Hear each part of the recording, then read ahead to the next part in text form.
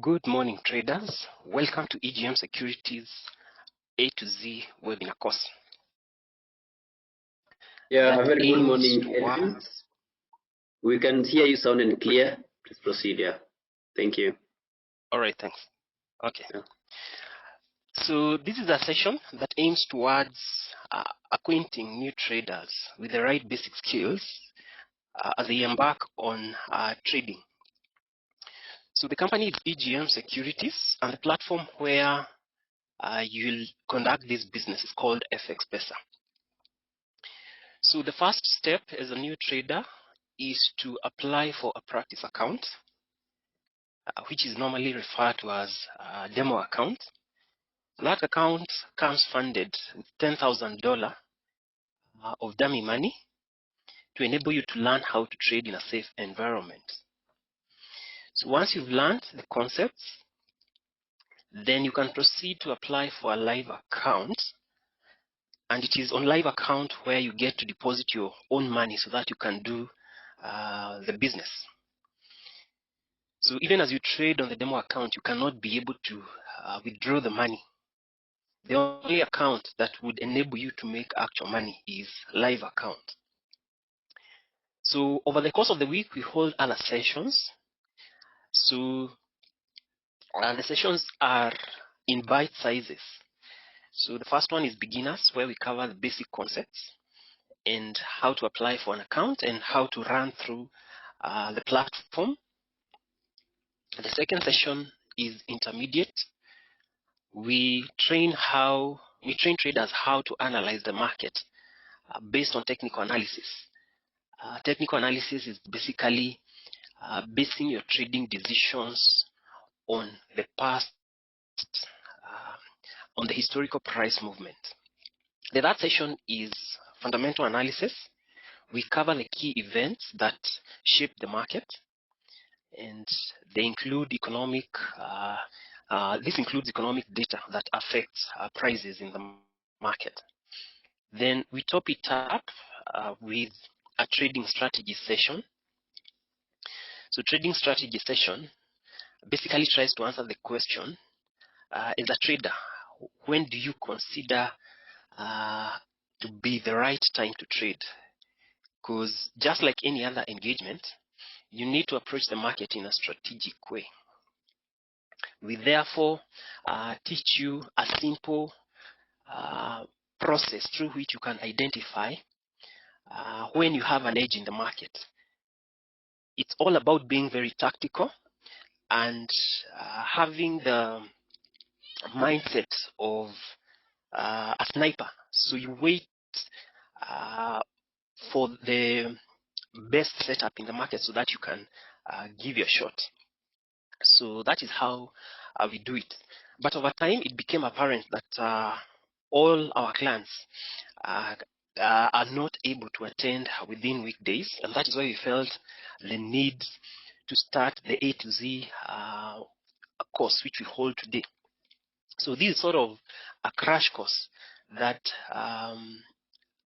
that brings together all the basic knowledge that you might need. So we shall therefore run through the presentation. Then towards the end, we will end with a simple strategy which you can use to trade. So my name is Edwin. I work with EGM Securities in the education department. So I think we can now start because I can see most of the people have already streamed in.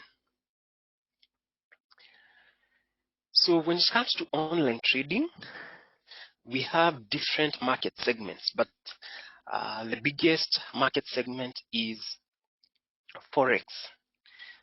So when you talk about Forex, we are talking about trading in currency pairs. So this is the largest financial market in the world, and this is where you trade this is where you speculate in the price movement of currencies. So just like any other commodity, different currencies have different values, and those values change from time to time. With those changes comes the opportunity to make money. So this is not a physical exchange of different currencies. Rather, you given a platform where you can be able to view different prices, and all you have to do is to try and predict where the price might go. So you get to do this business through an electronic trading platform. So you trade over the counter on an online platform. So the whole business entails speculating in prices. So this market has been there for quite a long time, but for the longest time, it was dominated by the largest companies in the world, banks, as the ultra wealthy individuals in the world. So as time went by, and with the advent of internet in late 90s and early 2000s, it became possible to have individual traders participating in the market. So as you're all well aware, internet basically changed how the way most companies were running. So this is one of the ventures which was affected positively.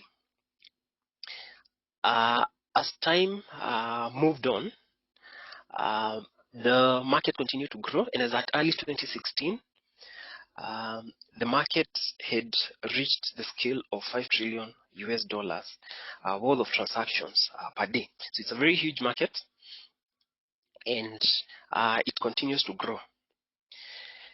So what are some of the features that attract a lot of traders to online trading? One, the market is highly liquid. So by high liquidity, we mean you can be able to open a trade and be in a position to terminate it or to close it at any given point in time, because you will always have a ready market for you. Remember, we have participants from all over the world, and the fact that the scale of transactions is very huge, it means that there is that ease of transaction. You cannot open a trade and be in a position where you will not be able to offload it to the market. As a matter of fact, you can be able to open a position and liquidate it and close it as fast as instant. So it is that liquid. Then the market is decentralized.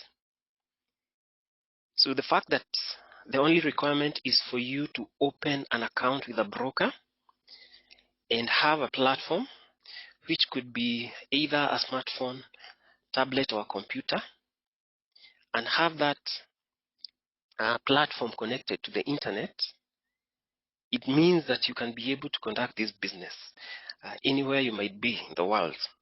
So even as you engage in your day-to-day full-time employment or business, you can be able to make this venture a side hustle to supplement your income. Then there's continuous operation of market for a longer period. So this market is a 24/5 market. It is usually open both day and night, from Monday to Friday. So from Sunday, late night hours, all through the week up to Friday, just past midnight, you can be able to open a trade or close a trade which is running both day and night. So the only time when the market is closed is over the weekends. So you have more hours to engage in the market. Then there are a variety of factors that affect the values of the assets that we have. So when it comes to currencies, the value of a currency is a reflection of how the economy is perceived in the eyes of investors or traders. So if there are a number of factors that are deemed to be affecting how the economy is running, then the value of that country's currency will be affected negatively. But if there are a number of factors that are seen to be positive or working to the benefit of the economic growth, you will also notice that the currency might start to appreciate. And given that there are so many factors, both economic and political, you will notice that prices will always be fluctuating up and down. And with those fluctuations, you will be in a position to get opportunities to make money. So the market is therefore very vibrant, and it will offer you so many opportunities. We have a concept called leverage. Leverage is a concept that enables a trader to inflate the value of the trade. So EGM Securities offers a leverage of 1:400.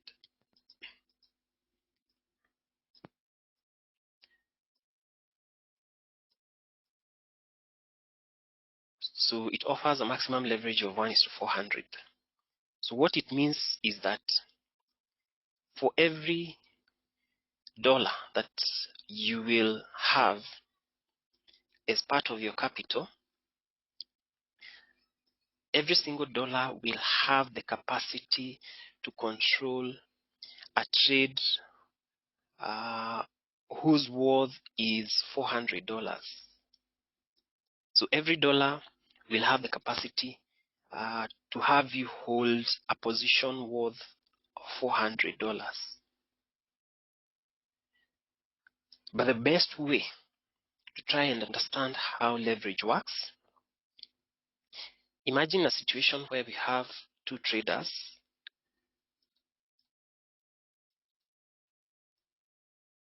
We have trader A and trader B. So we can assume that trader A has retained the default leverage of 1:400. Then B has decided to reduce the leverage to 1:100. So we are assuming that B has 4 times lower leverage than A. Now, what happens is that if we assume that these two traders are to decide to trade in a similar asset, and all the aspects of that trade are the same, so they enter the trade at the same price, the size of the trade is the same, and they decide to close the trade at the same time, so they will close the trade at the same price. So all the aspects of the trade are the same, and if you are to assume that the only difference would be the level of leverage, where A has 1:400 and B has 1:100, what you will notice is that when they open the trade, A might require to spend less of his capital on this trade. So when you open a trade, you will utilize a portion of your capital. You will commit a portion of your capital in order for that trade to run. And that portion is referred to as required margin. So if A is to spend a required margin of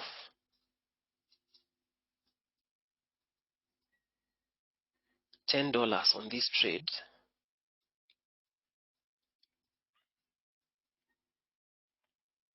for the same trade, which is similar in all aspects, B might require 4 times more. So B might require $40 for the same trade. So this is to say,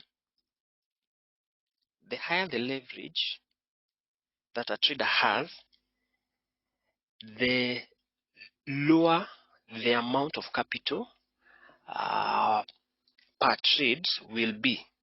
The requirement, the portion of capital required to enable that trade to run will be lower for the trader who has a higher leverage.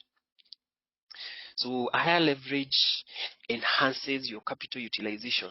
It enables your capital to go so much into so many trades. Then when it comes to the amount of profit or loss, so once these two traders close the trades, the amount of profit and loss for A will be more. So if A is to generate a profit of $80 on this trade, a profit or loss of $80, of course depending on how the trade goes,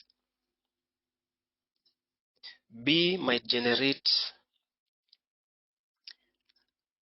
4 times less. So B might generate a profit or loss of $20. So when it comes to profit and loss, the trader who has a higher leverage will generate more profit or loss on the trade.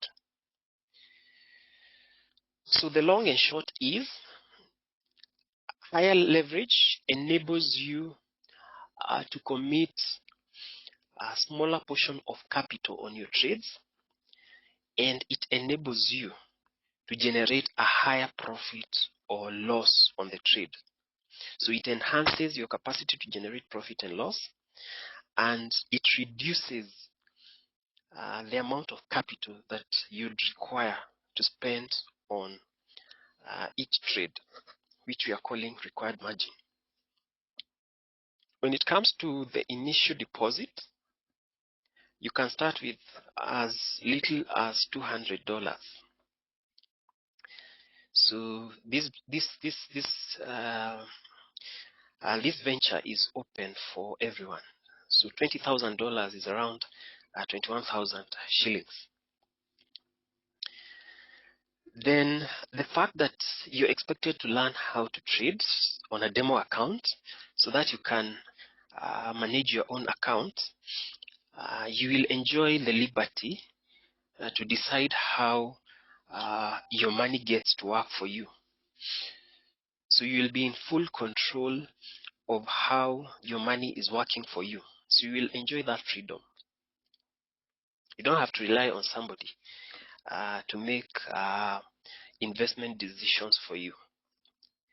When it comes to charges, you are charged based on how big of a trade you open. So the bigger the size of the trade, the higher will be the charge. So we shall get to see how charges come into effect.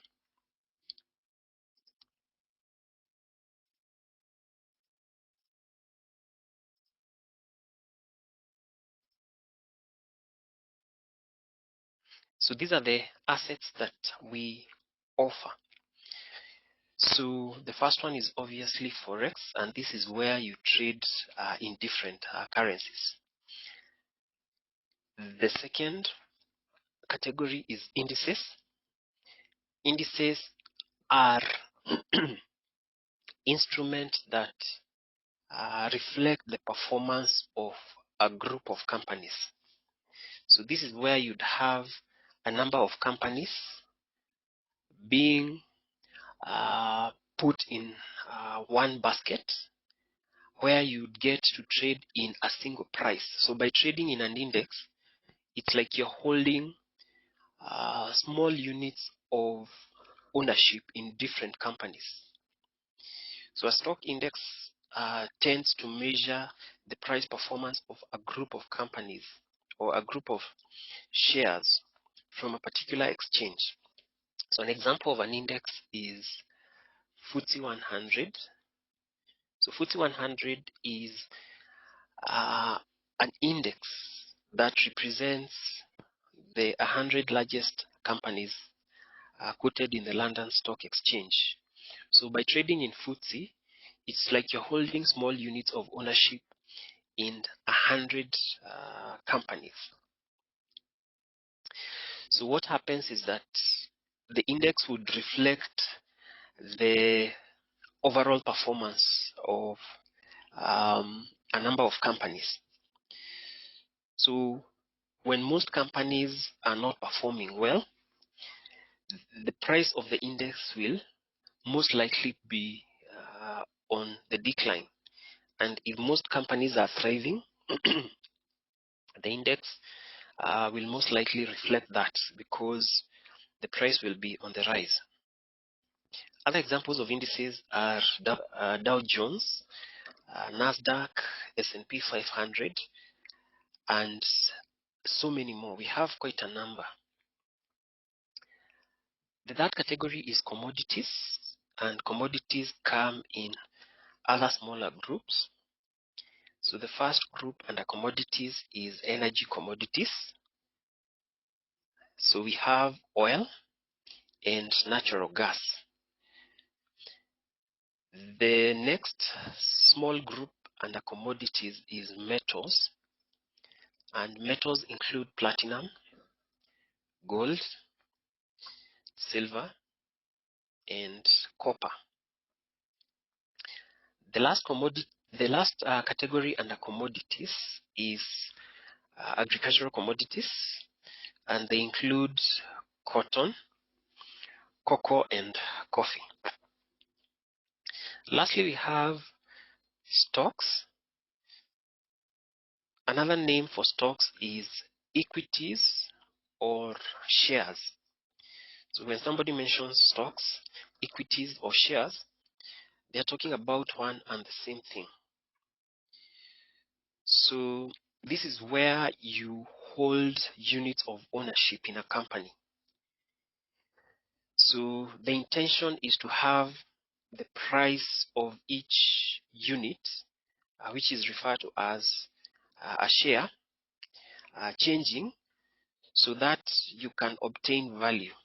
So if you're holding like 1,000 shares, when the price shifts, you can be able to make a profit on all those shares. In other occasions, you can have a company declaring to apportion part of their profit to the shareholders or to those people who have bought shares of that particular company.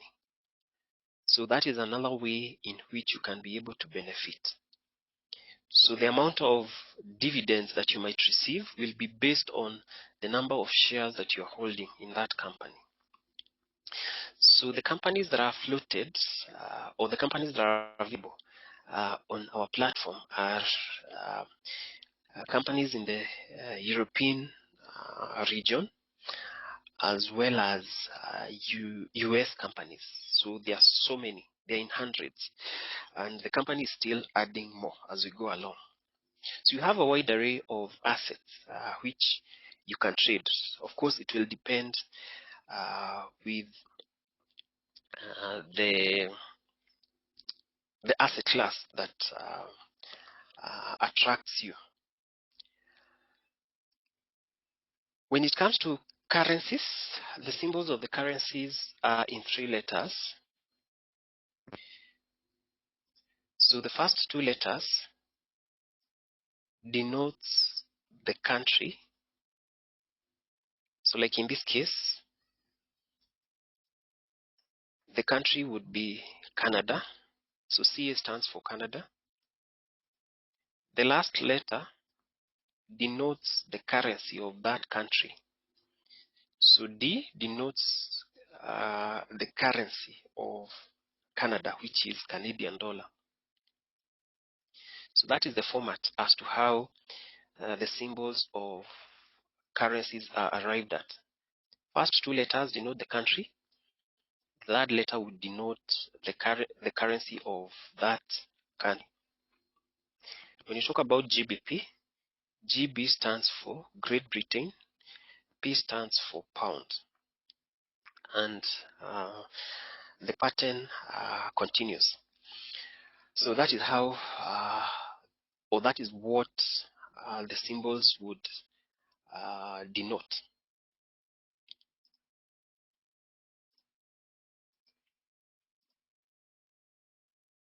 Then we have the category of currencies. We have major currencies and we have minor currencies.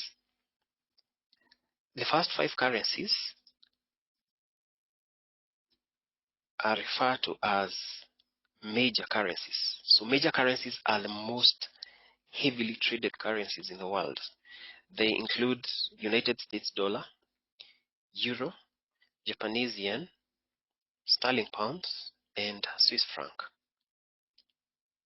So these are the most heavily traded currencies. We also have minor currencies. They include Canadian dollar, Australian dollar, and New Zealand dollar. So these 3 currencies are also referred to as commodity currencies. This is due to the fact that their performance is somehow pegged on how particular commodities are performing.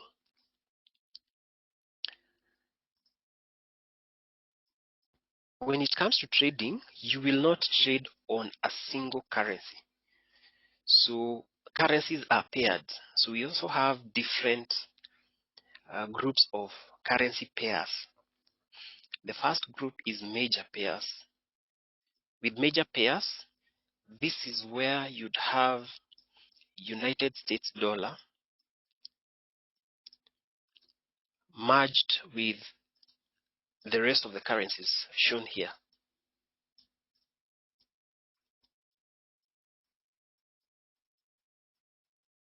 So with the major pair, it's where we would take United States dollar and we would merge it with the rest of the currencies shown here. That is what would yield a major pair. So you can have euro dollar, you can have dollar yen, pound dollar, dollar Swiss franc, USD Canadian dollar, Australian dollar, US dollar, or New Zealand dollar, US dollar. So those are the ones that we would term to be major pairs. The next category is minor pairs.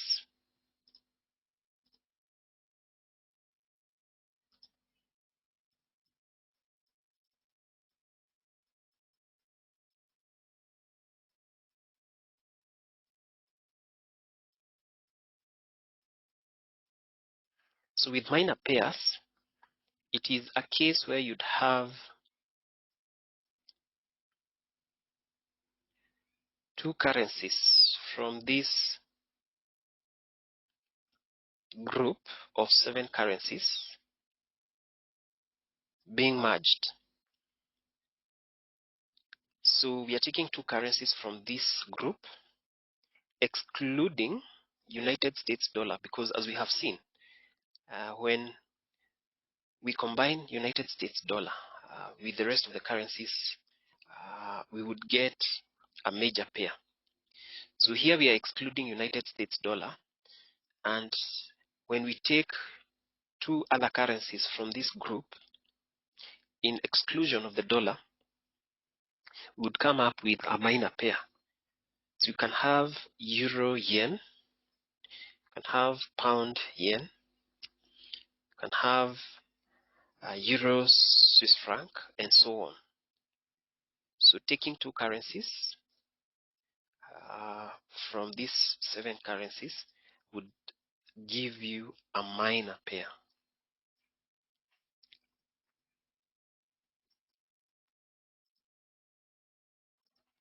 The last category is exotic pairs.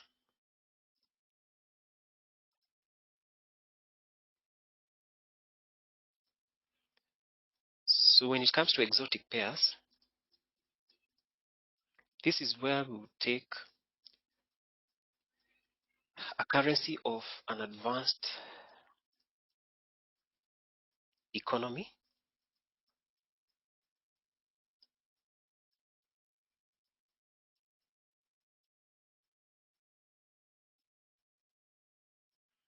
and we would merge it with a currency of an emerging economy.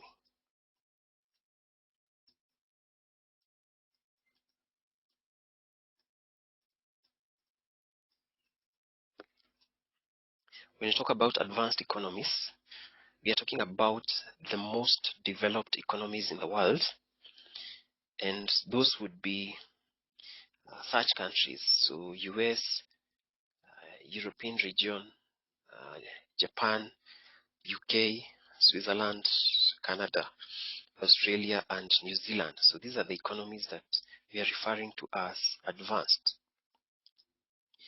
When it comes to emerging economies, we are talking about strong economies which may not be regarded as the most developed. So these are the likes of, so these are countries such as Brazil,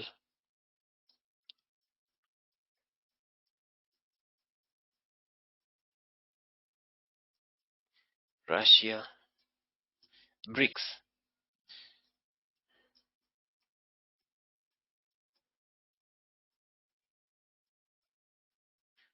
India,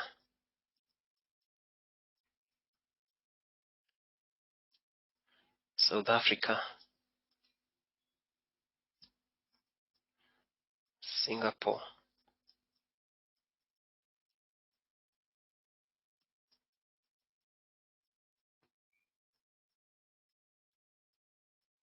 Hong Kong,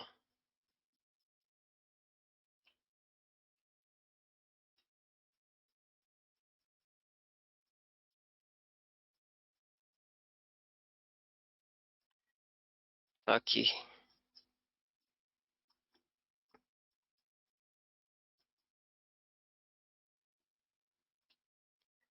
Mexico, and others.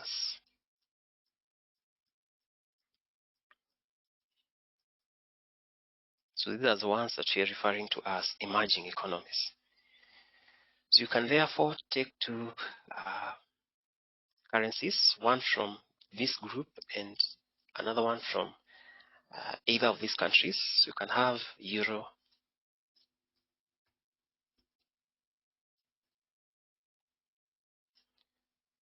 Mexican peso, where Europe is an advanced economic zone, Mexico is an emerging economy. You can have United States dollar,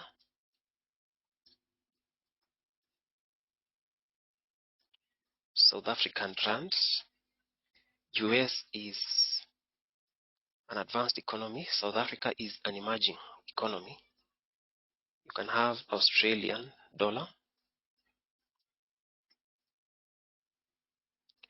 Hong Kong dollar,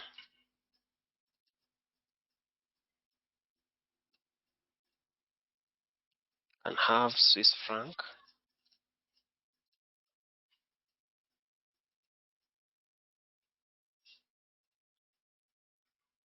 Singaporean dollar, and many more.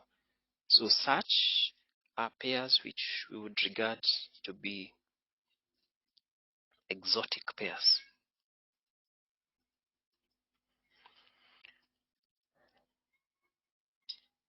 So those are the groups that we have.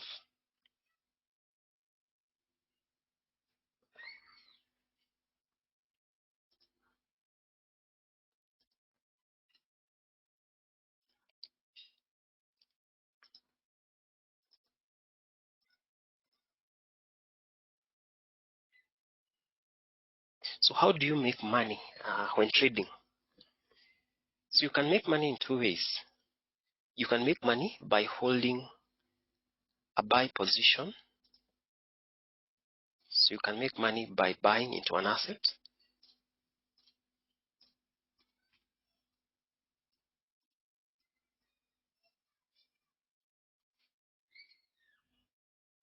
And you can also make money by selling into an asset. Remember, you are speculating on price. So you can also make money by executing a sell position, selling.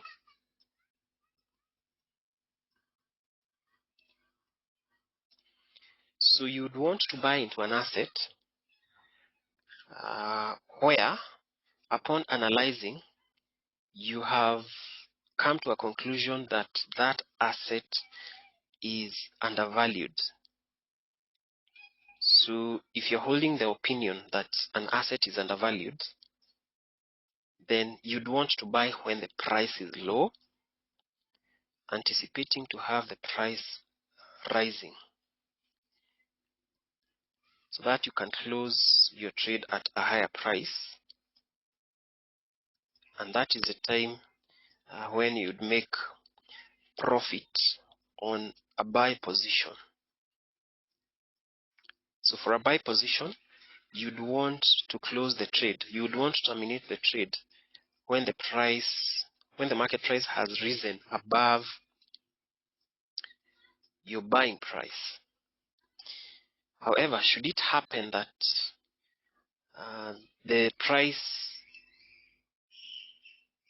gets to drop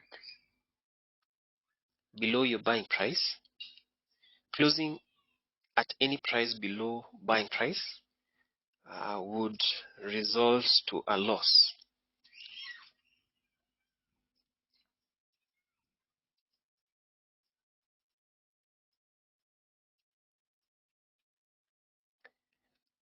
When it comes to a sell position, you'd want to sell an asset when you're holding the opinion that the asset is overvalued.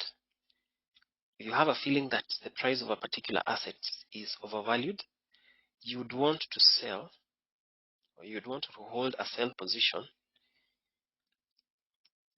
anticipating to have the price dropping so that you can close at a lower price.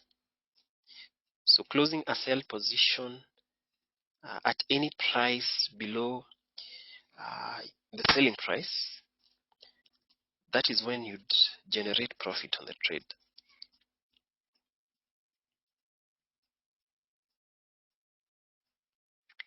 However, should the price rise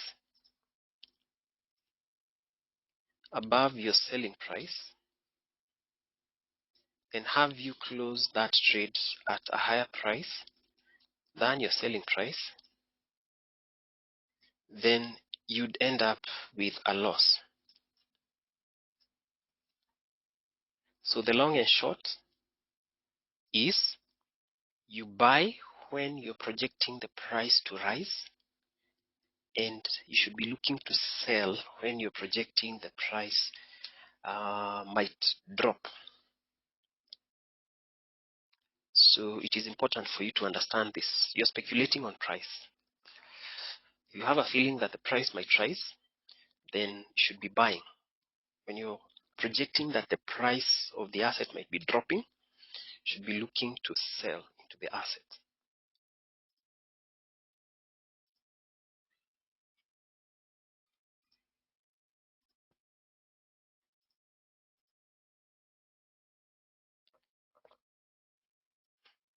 Now, when it comes to the price, each asset will have two prices.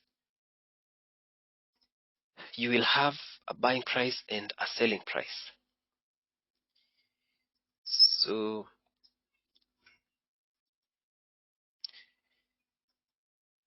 we can get a simple example.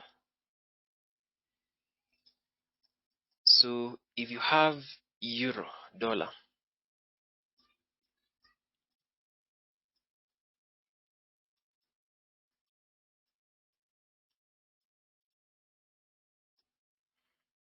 and you have the buying price is always on the right side,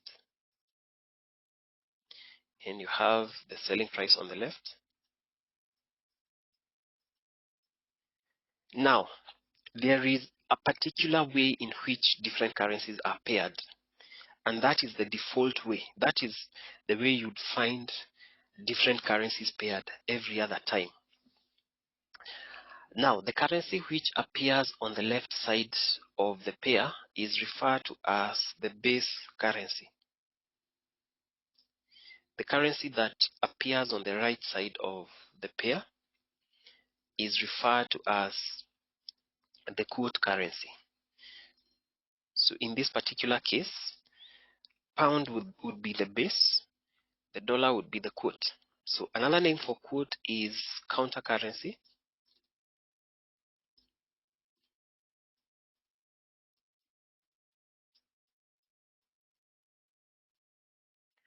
or term currency.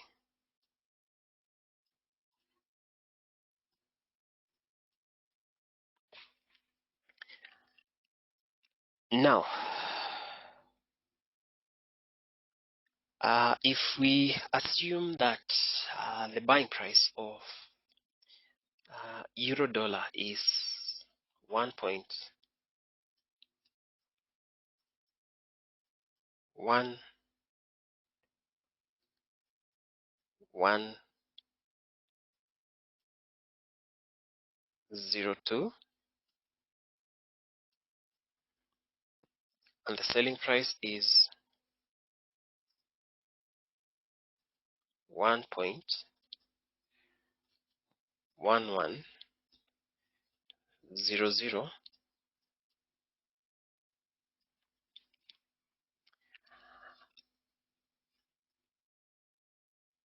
basically the buying price is the price at which you'd buy 1 unit of base. So in this example, euro is the base and the dollar is the quote. So if you want to change your dollars to euros, it means that you'd buy each euro. So by buying, you'd be buying into the base. You shift holding your money from dollars to euros. It means for every euro that you buy, you'd spend $1.1102. On the other hand, if you are holding your money in euros and you want to exchange those euros and have your money in dollars, it means that for every euro for every unit of euro that you give away, you will get this much of dollars. So the price of each pair is a reflection of how much, in terms of quotes, one would need to spend for them to get 1 unit of pound. So if we say that the rate for pound dollar is 1.51258, we are basically saying when you're buying into the base is pound. When you're buying pounds, you'd need to spend this much of quote. So you'd need to spend 1.51258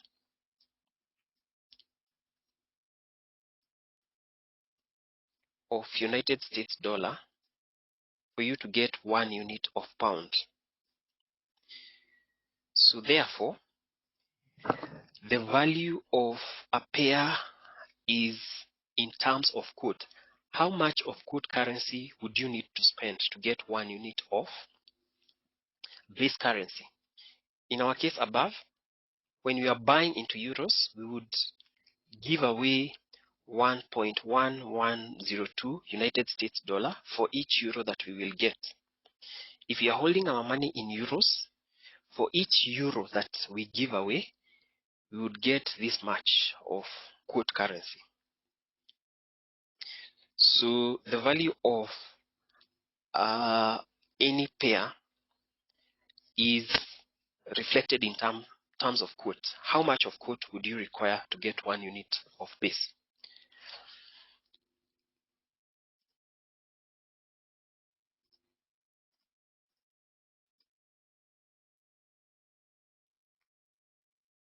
Then we have common terms used in Forex. We have going long. Going long is buying into an asset. It's holding a buy position in an asset.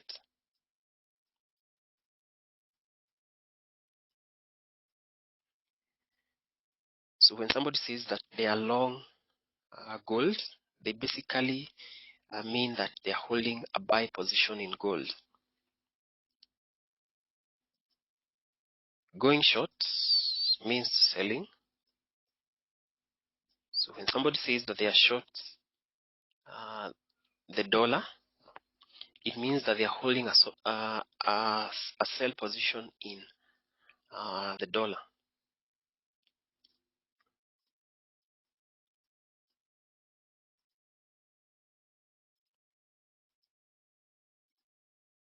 We have ask, bid, and spread.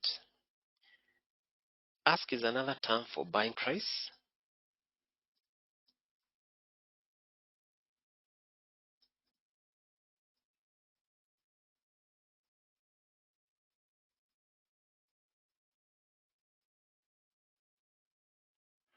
Bid is another term for selling price.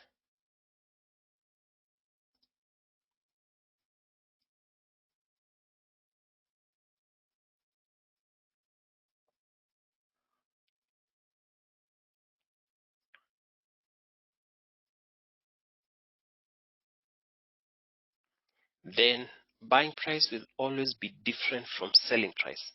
Buying price is always slightly higher than the selling price.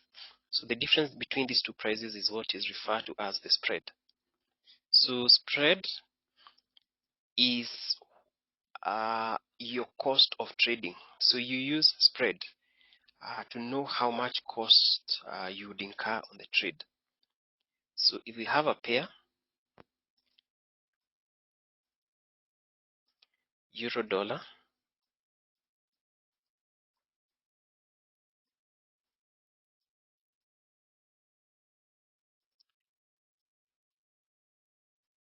where the buying price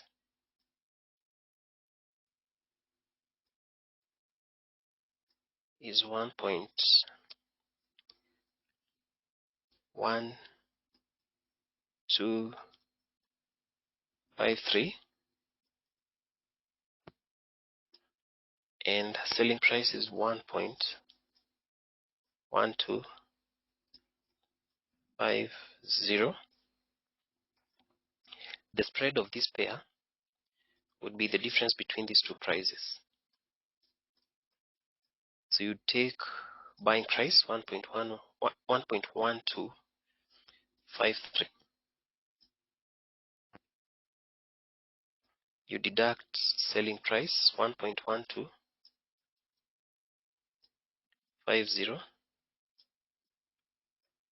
You'd get a spread of 3. So you will take it as a whole number. So you would say that your spread is 3. And this is what you would use to determine the amount of cost when you place a trade. So this is the spread of this pair. So the spread is the difference between buying price and selling price.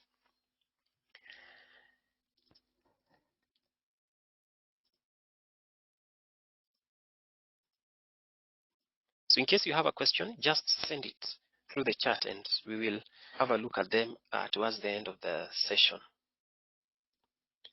Then we have PIP. PIP is the smallest change in price of an asset. So as we have seen, when you get into a trade, market price is always on the move.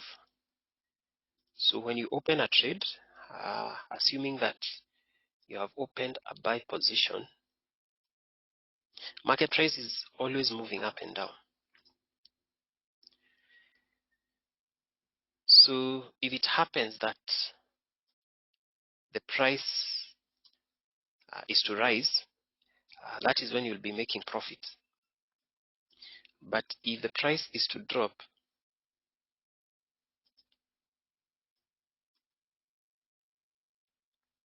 that is when you will be incurring a loss. So for you to know the amount of profit or loss that you have generated on a trade, you get to determine that by calculating the number of pips by which the price has shifted. So determining the distance from the price at which you bought up to the price at which you are closing your trade, either with profit or with loss, you determine that distance by determining the number of pips. So a single point movement in price is what we are referring to as a single pip. So you have to determine the number of pips so that you can calculate your profit or loss. So what you will notice is that we have pairs that have 5 decimal places. So majority of the pairs have 5 decimal places. So if a pair has 5 decimal places, you will consider the price up to the 4th digit. So if you have traded euro dollar, we would take the price up to the 4th decimal place. So we would consider the price as 1.1169. Then you have Japanese yen pairs, and they have 3 decimal places. So if you have sold USD yen, you would not take the whole price when you're determining the number of pips. You take the price up to the 2nd decimal place. So you take the price as 108.71.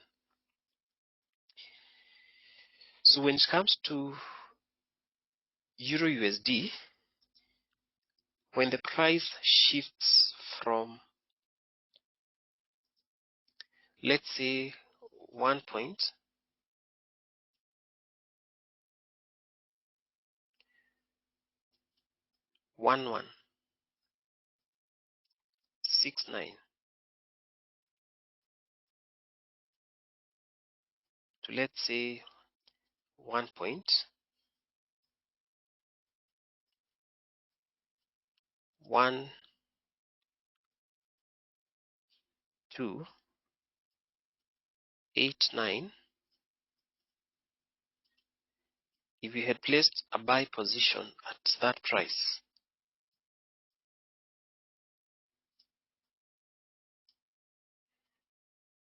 and the price rose to 1.1289, and you closed the trade at that price,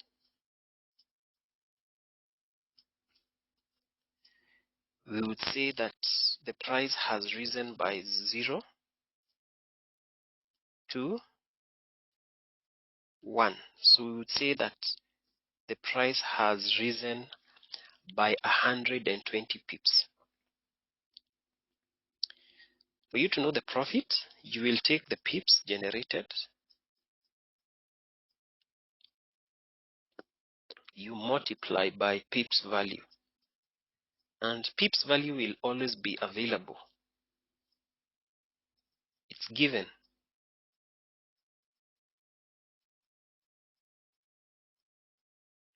So that is what will give you either the profit or loss on the trade. So the pips value of this pair is indicated as 1 here. So each pair or each asset will have its own pip value, which is 1. In this case, the pips value was 1. So it's $1 per pip. So that being the case, we would say that you have generated 120 pips multiplied by a pip value of $1 per pip, and you have generated $120 on that trade profit. Again, if you decided to sell into USD JPY, you'd sell it on based on the selling price, which is 108.71. So again,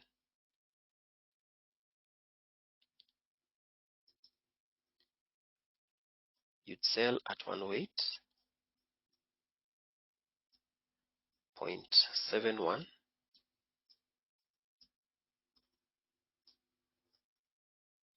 sell. Then after selling, let's assume that the price rose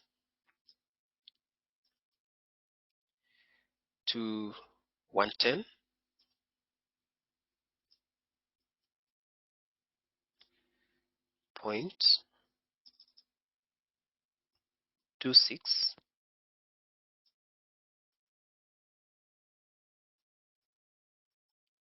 and you closed the trade at 110.26. So you have to deduct these two prices to get the number of pips. So the number of pips would be 5,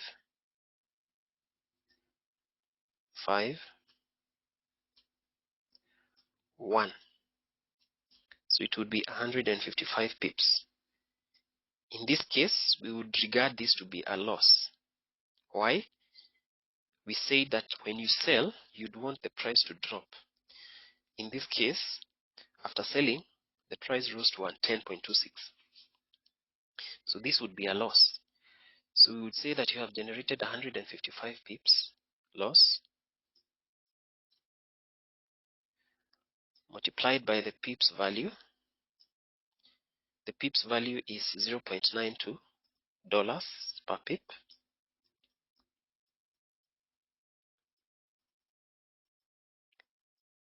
And that would give you a loss of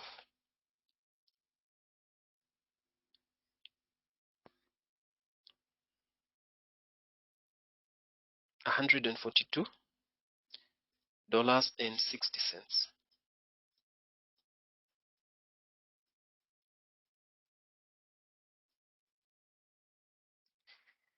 So that is how you arrive at profit and loss. So you don't need to do these calculations. Profit and loss will be shown automatically depending on how the trade is going. This was just for you to get the background information as to how these prices come about. How about the cost of trading? So in the first example, where we have euro dollar,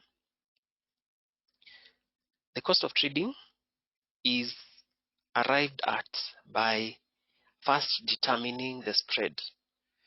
So you take the difference between buying price and selling price. So we would take 1.1169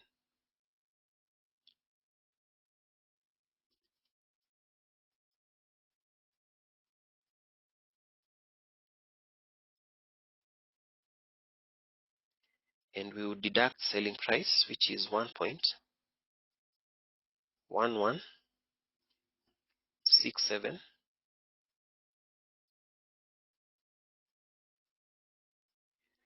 and we would get a spread of 2 pips. So remember, you're taking the number as a whole number. You will not take it, like in this case, you will not take it as 0.0002. You will take it as a whole number. So we would say the spread is 2. So if the spread is 2, the cost of trading would be, so you take spread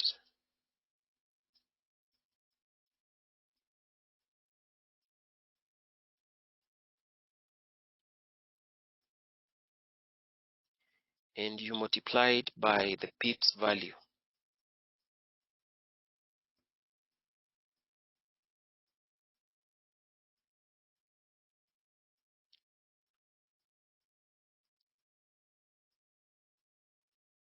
So that is what would give you the cost of trading.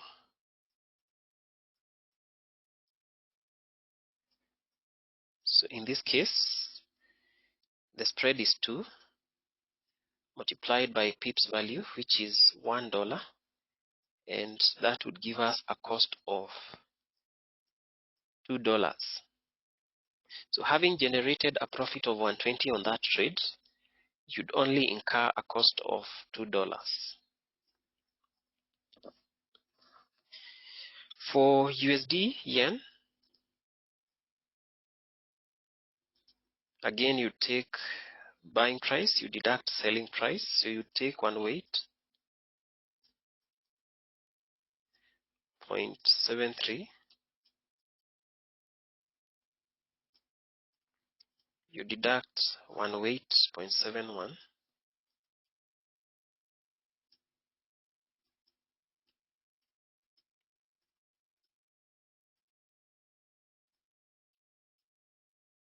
again you'd get a difference of 2, so your spread will be 2, so the cost would be a spread of 2 multiplied by pips value, which is 0.92,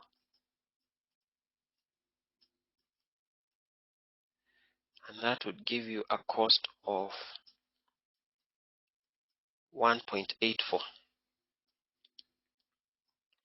So in as much as you will have generated a loss of $142.60, the only cost or the only benefit that EGM securities would charge you would be $1.84. So the point that I'm trying to put across is as to whether you will generate a profit or loss on your trade. When you're generating the profits, you will get the whole amount of profit, and the only benefit to EGM securities will be the spread, which is very minimal, as you can see. When you lose out on your trade, you have lost to the market, and the only benefit that EGM securities would make would be a small cost on the trade. So this cost is deducted upfront once you place a trade. So that is how it works.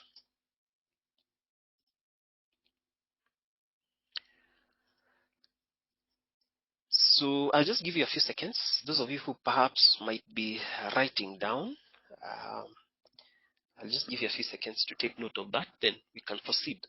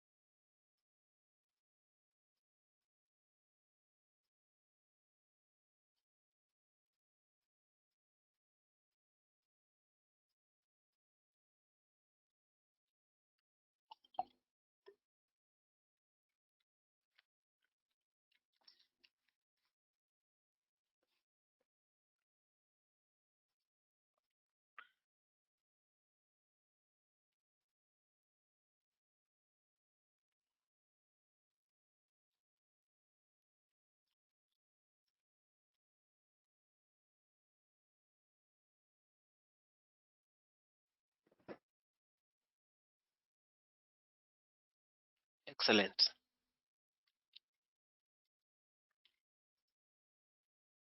So you don't have to worry about these calculations. I just wanted to explain so that you can have an understanding as to how your profits or your loss in your trades may come about.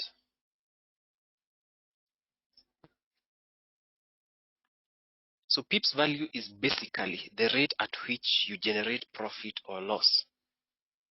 So it's the amount of dollars that you'd make per single point movement in the market, whether as a loss or whether as a profit.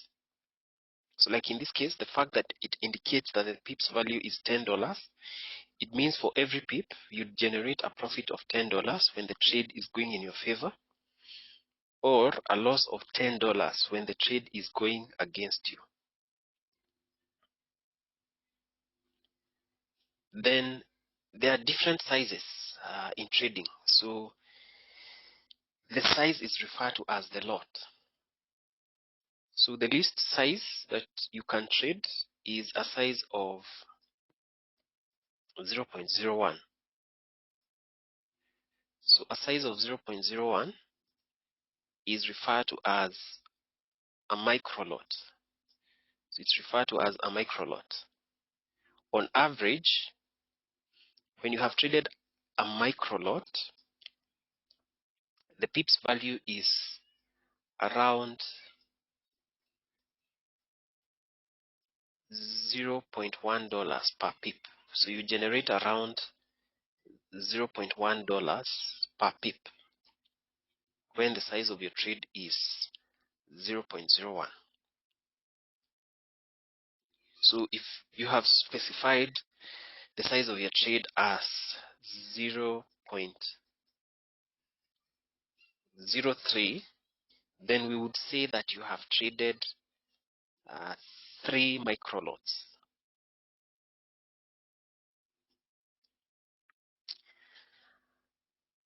A size of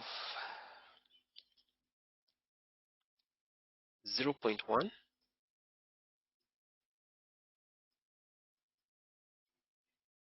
is referred to as a mini lot,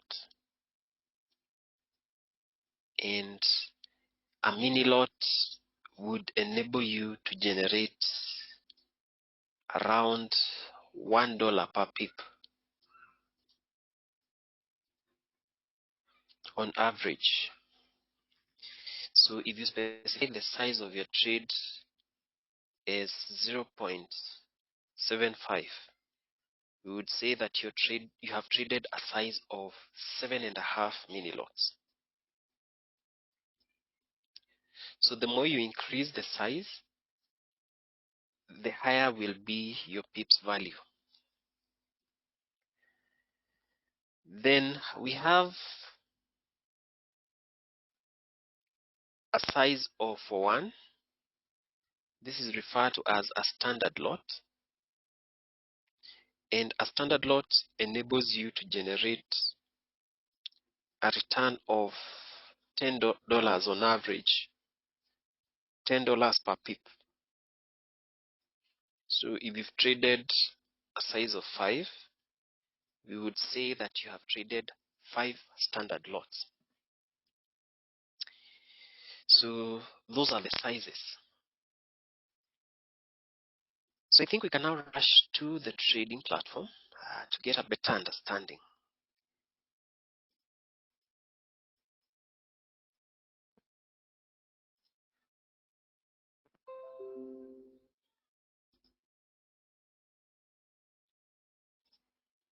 So I believe all of you have signed up for a demo account.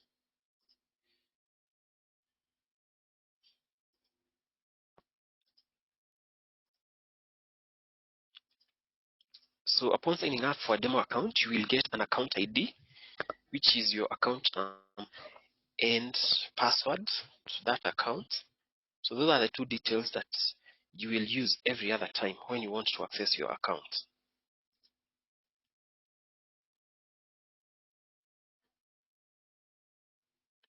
So though the market is closed, I'll just demonstrate how you can get to execute trades on your platform. So I'll just try to explain how the interface is.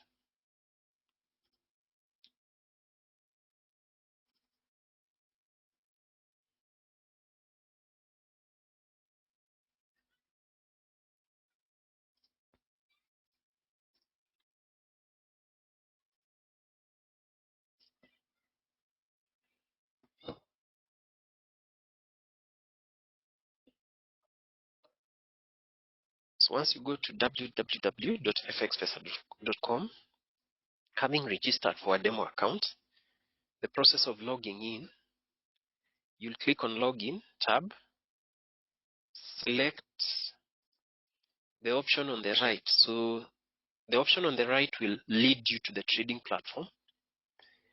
The option on the left will lead you to the online wallet, which is referred to as my Fxpesa. So select Fxpesa Trader if you want to go to the trading platform.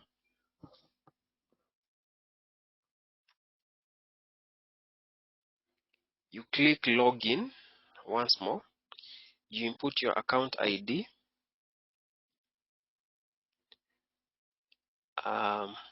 Just a second.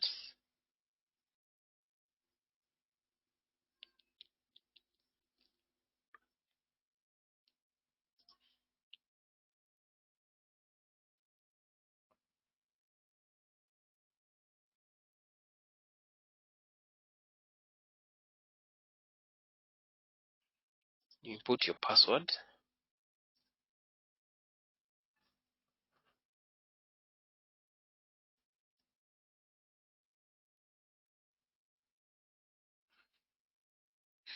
Depending on whether you're logging into live account or demo, you select the server accordingly.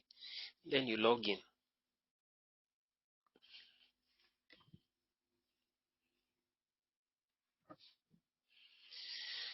So once you log in,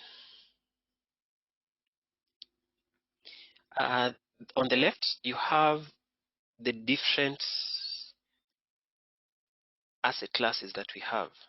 So depending on what you want to trade, you have to click on the respective category. So for example, if I prefer to trade currencies, I'll click on Forex and I'll get a list of all the pairs that we have. So I can then zero in on the pair that I want to trade. So if I want to trade euro dollar, I'll just click on it. Once I click on it, it will mount the chart of that pair. So this chart is a reflection of how the price has been moving in the past. On the right, you will get the buy market order price. So buy market order price is the best available price at which you can buy that asset instantly. We have sell market order price. So sell market order price is the price at which you can sell into that asset instantly. And down below we have open trades tab. So it shows you the trades that are open. So once you open a trade will be reflected under open trades. When it comes to pending orders, this is a case where perhaps you might want to open a trade at a price which is higher than the existing market price. So like in this case, at the close of the markets yesterday, this pair closed at 1.17141. So if you had an intention to either buy or sell at a price which is higher or at a price which is lower than the existing market price, if you want to book a trade to be opened automatically at a price which is higher or lower than the existing market price, that is when you'd put a pending order. So a pending order is basically a trade in waiting. It's where you'd book to have a trade opened automatically at your predetermined price. So it's until market price has gotten to that price that you will have that trade opened. Then we have trade history. So trade history shows you the statements. So it shows you all the trades that you have opened uh, since uh, since inception, since you opened that account. So that is how the platform is. That is how the interface is.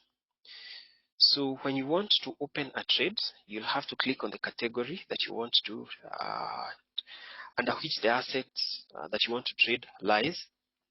You select the asset. Once you click on the asset, it will give you the charts and the prices on the right. So this is where you specify the size. So this is where you specify the volume, the lot size. So we said the least size that you can trade is a size of 0.01. So as you can see, the least size is a size of 0.01. And that is what we called micro lot. So if you were to trade a micro lot, a size of 0.01, it means that the pips value for this trade would be $0.1. For every shift, for every single pip movement, we would generate $0.1. And we would require to commit $3.23 from our capital. So from $10,000, you'd spend $3.23. Then if you were to increase this to 0.1, if we increase it 10 times, this is what we are calling a mini lot. And you will notice that both pips value and required margin will rise. So pips value now rises to $1 per pip. So we would generate a profit or loss of $1 per pip. And we would require to commit $32.27 out of our available capital of $10,000. If we further increase this to 1, the size which we have called standard lot, pips value now becomes $10 per pip. Required margin becomes $322.75. So the thing is, as you increase the size of your trade, it means you will have the capacity to generate a higher profit or loss, and it would also require you to commit more of your capital on each and every trade. So assuming I wanted to execute one micro lot, I'd input 0.01. If I want to buy this asset, I'd click buy. We have two parameters in trading. These parameters are stop loss order rate and take profit order rate. So to activate these two parameters, you'd click on stop loss box and take profit box. So the significance of these two parameters is that stop loss is a case where you'd want to give yourself a limit, a maximum limit of loss. So it's where you'd say, should this trade go against me, this is the maximum amount of loss that I might be willing to take on this trade. So by putting a limit on the maximum amount of loss, then it means that even if that trade is to go way against you, the amount of stop loss that you have specified is the maximum amount of loss that you incur on that trade. So if I specified to have my stop loss as 20 pips, you will be in a position to get the rate at which your trade will close with a loss of 20 pips. So that rate is the one that we refer to as stop loss order rate, and that is this particular price. And it also gives you the value that you will generate. So this value is the total amount of loss that you'd lose. So with a stop loss of 20, the trade would close at 1.28987, and the amount of loss that I'll generate is $2. So I cannot incur a loss exceeding $2, come what may. If I specify my take profit to be 40, it means that I'd have the trade closed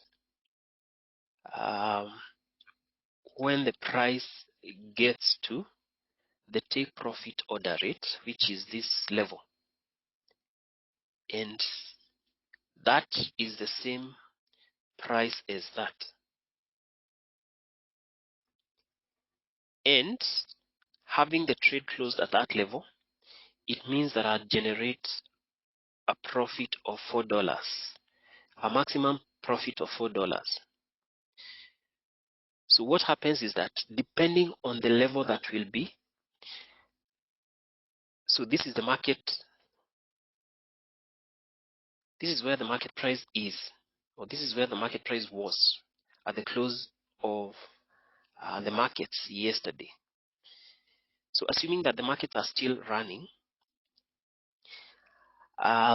it means that should the price rise and hit my take profit as the first stop, that is when the trade will close automatically and generate me $4.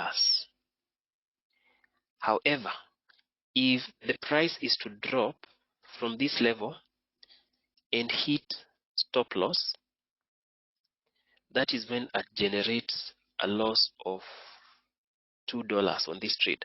So it all depends with where the price reaches as the first stop. However, if the price is to rise and fall without touching either of the two, my trade will remain open and I can close it manually. So once you adjust your stop loss and take profit, you will then click trade, and your trade will appear under open trades. As it is right now, the trade cannot be open because the market is closed. So if the market was open, that trade would have manifested around this area under open trades. So you'd wait until the trade has generated profit. So this is the profit column.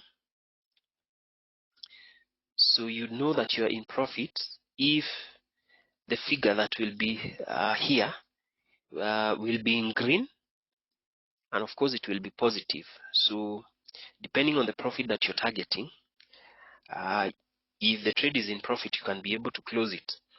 So you'll click the close tab.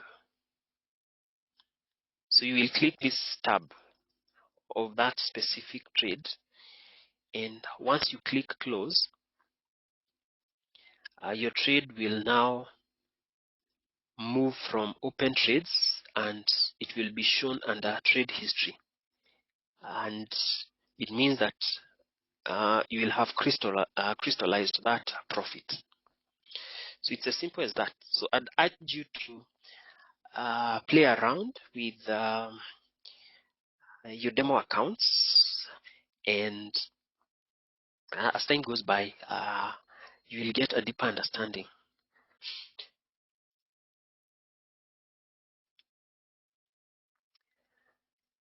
Then we can move to,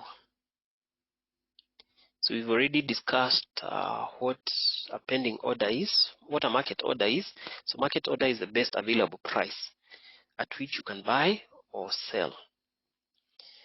Pending order is where you place you book to have a trade opened. Stop loss, we've discussed that, and take profit as well. Then we have Forex market sessions. So sun rises from the east. So the first session of the day is referred to as Sydney, because eastern parts of the world will already be awake. So Sydney starts at midnight Kenyan time, and it closes at 9 a.m. Kenyan time.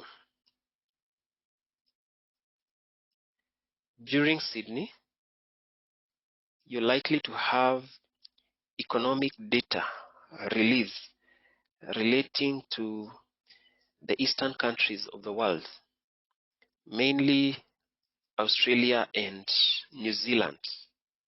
So in most cases, you're likely to have Australian dollar and New Zealand dollar being the most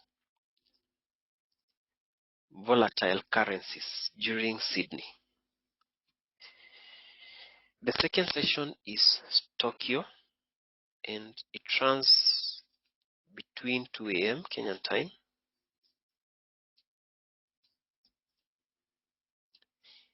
closes at 11 a.m.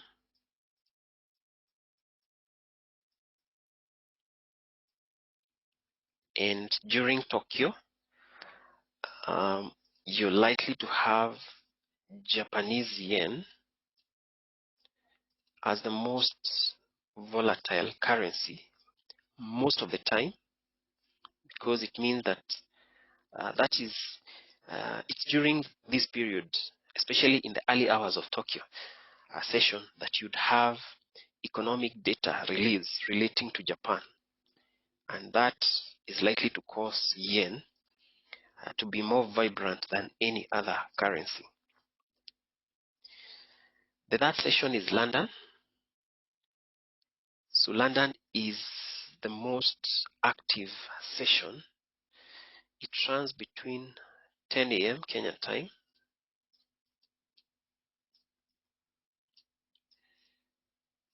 to 7 p.m. Kenyan time.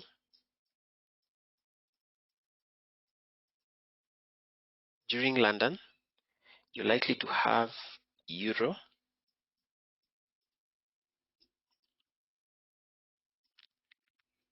pound,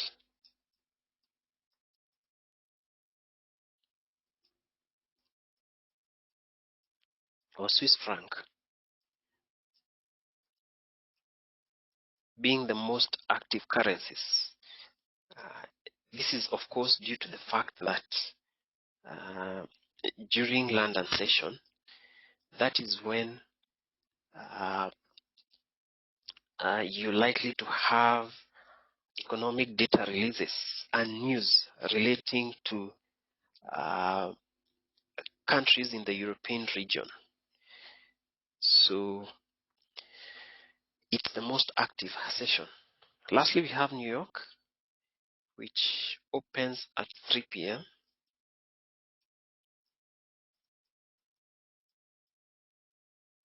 and it closes at 11 p.m.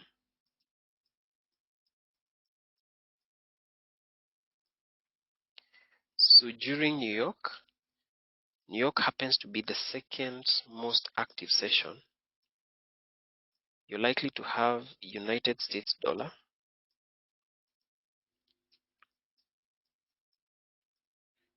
or Canadian dollar as the most active currencies, because depending on whether you have economic data relating to US or economic data relating to Canadian or Canada during the session, that might have an influence as to how active the dollar, the United States dollar or Canadian dollar might be. So in most cases, these are the two currencies that are likely to dominate New York session.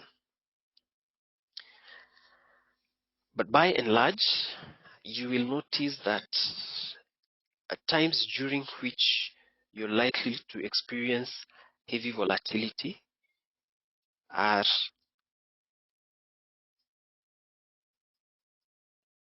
time it's mostly between 10 a.m. Kenyan time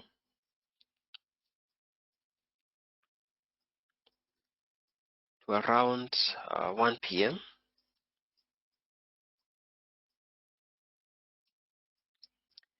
Again between 3 p.m.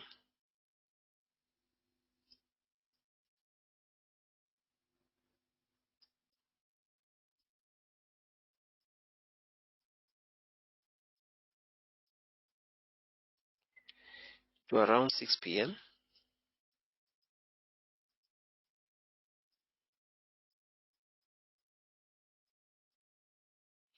Within those two time frames, you're likely to experience a lot of volatility when London opens at 10 a.m. and when New York opens at 6 p.m. That is when you're likely to experience a lot of volatility in the market.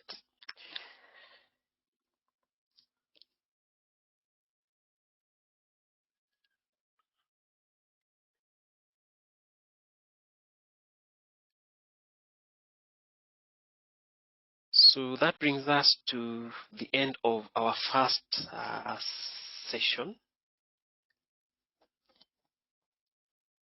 So I think we can take a 5-minute break, then we can proceed with the session. So, or perhaps you can send me a message as to whether you'd want us to move ahead. So let me know whether you need a 5-minute break or whether we can proceed.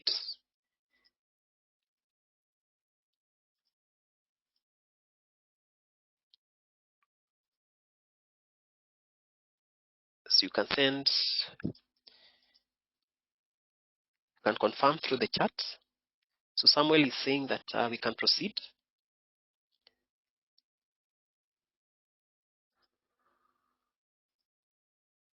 So Samuel is the only one who has confirmed so far. So we'll go with the majority. So we will proceed.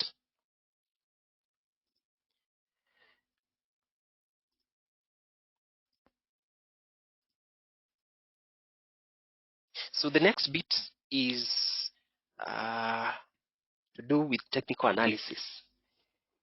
So as I mentioned earlier in the introduction, there are traders who trade on the basis of technical analysis. So technical analysis entails a case where you'd study the historical price movement as reflected on the chart in order to arrive at decisions to trade. So going back to our platform, technical analysis entails where a trader would base his decisions on the patterns that manifest on the chart. So this is the chart. So it calls for one to have a very keen eye. It calls for you to be very observant so that you can establish unique patterns that have manifested. So when it comes to technical analysis, traders study the price action. So price action is the structure of how the price tends to move over time. So price action therefore forms the basis of technical analysis. So technical analysis is the study of historical price movements as reflected on the chart in order to arrive at decisions on how to trade going forward by marking critical levels. So when it comes to charts, we have 3 types of charts.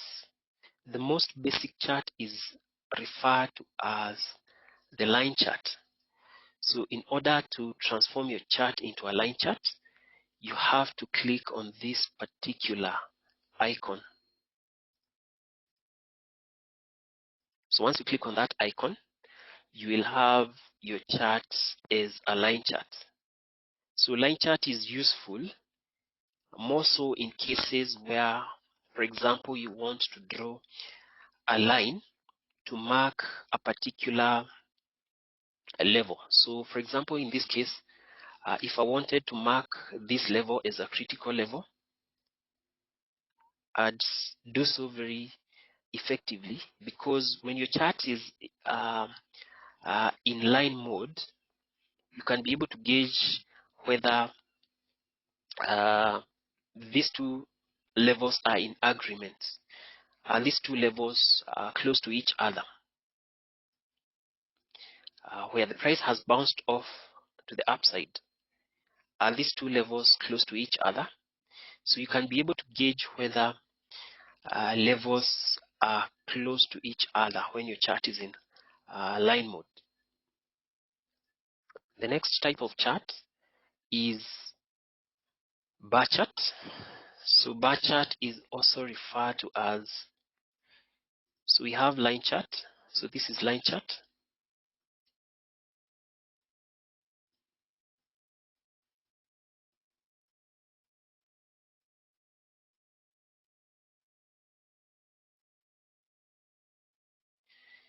We have bar chart.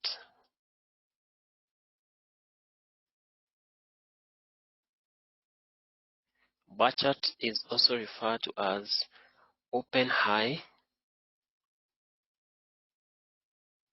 low close chart, or OHLC.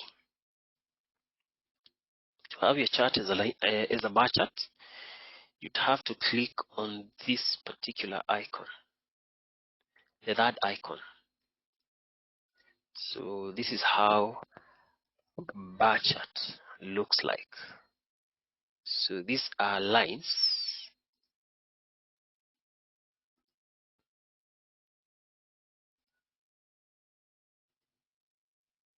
So you'd have a vertical line, a dash on the right, and a dash on the left.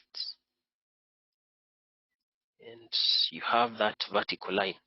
So the vertical line would give you the lowest price and the highest price attained within a specific range of time.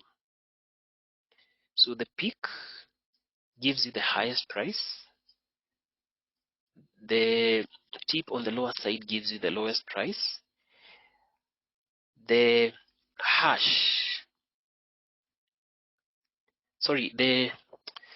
horizontal line on the left, or the dash on the left, gives you the opening price level.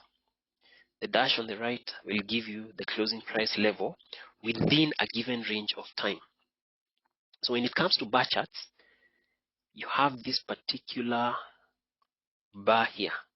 So this bar will give you different time frames. So depending on the time frame that you have selected. So for example, I have selected 1. So 1 means 1 minute. So if I've clicked on 1, it basically means that I'll be able to view the movement in price on the basis of 1 minute. So you will have each and every bar forming once a minute has lapsed. So if I move from 1 and I click 5, what I've done is I have consolidated 5 1-minute candlesticks. So by shifting from 1 to 5, I have consolidated 5 1-minute candlesticks, 5 1-minute bars. I'm getting ahead of myself. So I've consolidated 5 1-minute bars into a single bar. And the cycle continues. If I shift from 5 and I click 15, ideally, I've consolidated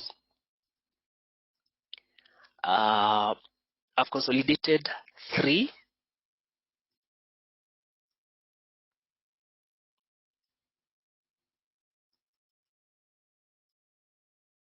5-minute bars into 15-minute bar, into a 15-minute bar, and the same 15-minute bar will have 15 1-minute bars, because each 5-minute bar will have 5 1-minute bars in it. So ideally, as you move to higher time frame, you're consolidating more smaller time bars into a single higher time frame bar, and the cycle continues. So when you are on 1 hourly time frame, ideally you have 61-minute bars into 1 hourly bar. You have 12 5-minute bars into an hourly bar, and you have 4 15-minute bars into an hourly bar, and you have 2 30-minute bars into an hourly bar.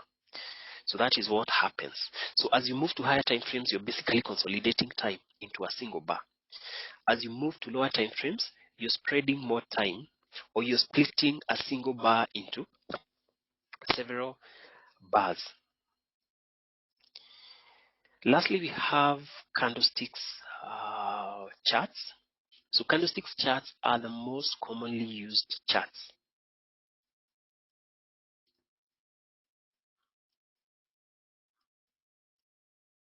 And the reason why candlesticks charts are the most commonly used charts is very obvious. So you will notice that if I transform my chart into a candlesticks bar, it's basically visually appealing. You will not strain the eye when you have your chart into a candlesticks chart. So this is the most commonly used chart because it's visually appealing, and you can be able to deduce a lot of information of price behavior. So the images are what we are referring to as candlesticks. So the images are candlesticks, and you'll notice that we have green candlesticks and we have red candlesticks. So the anatomy of a candlestick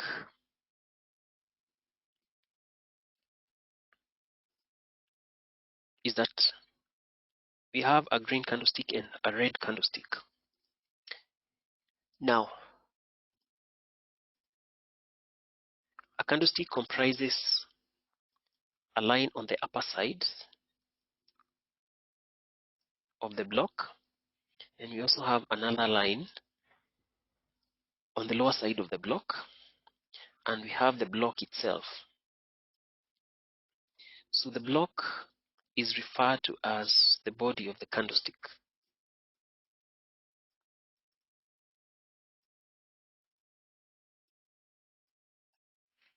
The line on above the body is referred to as the upper wick.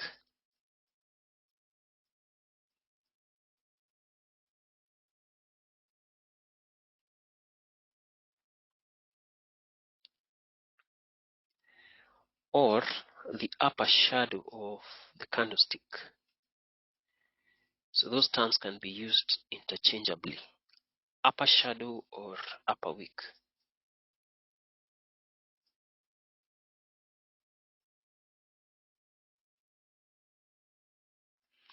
The line below the body is referred to as the lower wick.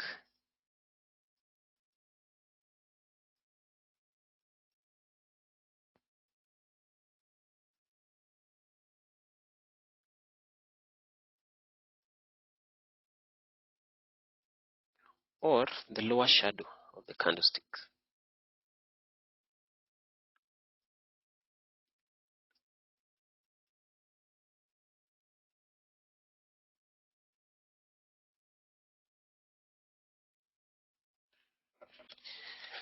Now, what happens is that, again, depending on the time frame that you have selected at the top. So we have seen that we have several time frames at the top of your chart.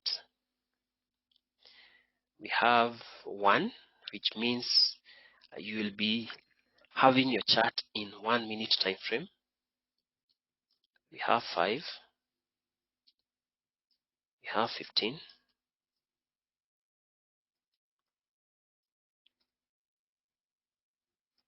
we have 30,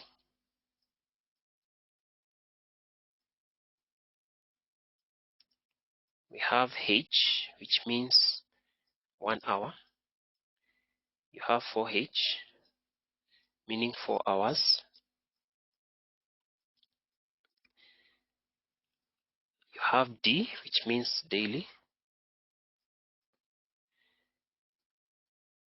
You have W, which means weekly. And you have M, which means monthly. So depending on what you have clicked as your preferred time frame, that is the amount of time it will take for each and every candlestick whenever you're on that time frame, from the time when the candlestick starts to form up to the point where that candlestick completes to form, so that you can move on to initiate a new candlestick. So if I have clicked H at the top,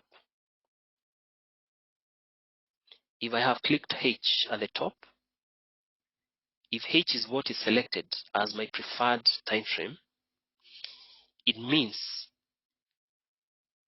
whenever I have H as the preferred time frame, whenever I'll have H as the selected time frame, it will take me 1 hour. So we'll have another candlestick forming at the top of the hour. And within each hour, first of all, once a new hour has begun, you will have a new candlestick starting to form, and it will start to form at the opening level. So the opening price becomes the point at which that candlestick begins to form.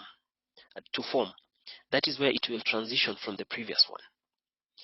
Within that hour, since the market price is on the move, the price will rise and mark its highest price within the hour.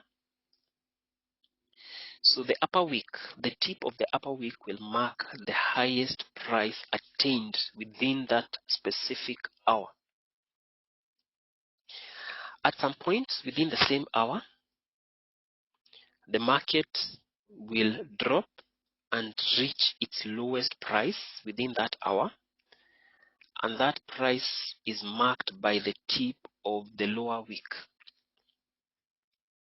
But the point at which that hour will lapse, the market will close at the closing price level to then transition to initiate a new candlestick in the next hour, at the start of the next hour. So that is where we will transition to initiate a new candlestick. So if it happens that the candlestick bears a green body, then that basically shows that within that time frame, within that hour, in our case, market was on the rise. Such a candlestick will be reflected in green. It will have a green body, and it's referred to as a bullish candlestick. So a bullish candlestick is a candlestick where you'd have the price generally rising within the time frame. On the other hand, when we have another candlestick starting to form. If the opening price is at a higher level, and of course, again, within this particular hour, price will have to rise at some point and mark its highest price as shown by the tip of the upper wick. At some point within the hour or within whichever time frame that you're on, price will at some point drop and mark its lowest level, which is marked by the tip of the lower wick. But at the lapse of the hour or at the lapse of the time frame that you have selected, be it 4 hours or be it a whole day, if it happens that the closing price level of that candlestick is lower than the opening, that generally shows that price was dropping within that time frame.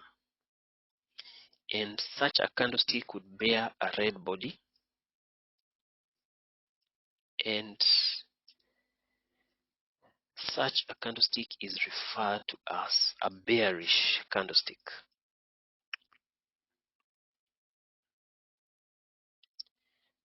So that is how it works. So in a nutshell, a situation where you'd have the chart forming more red candlesticks in a sequence. So like if you take this particular instance, we are on an hourly chart. So what you will notice is that from this point all the way up to that particular point, most of the candlesticks are red. So it generally shows that within all these hours, which are quite a number, the market was generally dropping. So when the market is dropping over a prolonged period of time, it's referred to as a bearish market.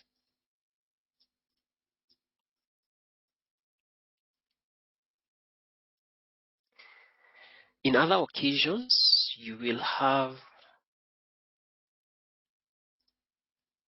the market forming more green candlesticks in a sequence over a prolonged period of time.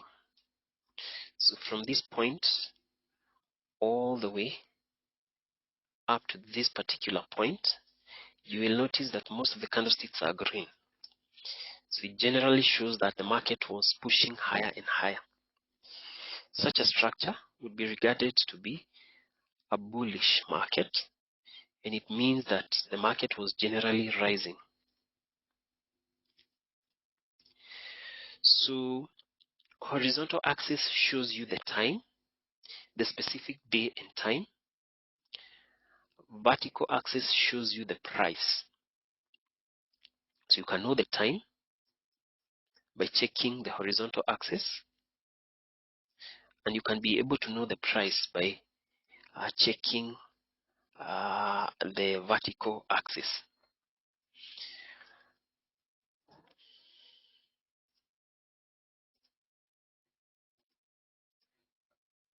So a bullish market is a rising market. A bearish market is a market which is declining over a prolonged period of time.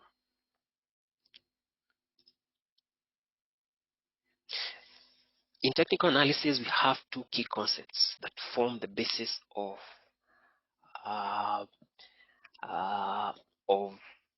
technical analysis. These concepts are support and resistance. So when it comes to technical analysis, I prefer to base my decisions by analyzing either on 4-hourly time frame or daily time frame. So what I've noticed is that when you analyze on higher time frames, mainly 4-hourly charts and daily time frame charts, it will give you a reasonable time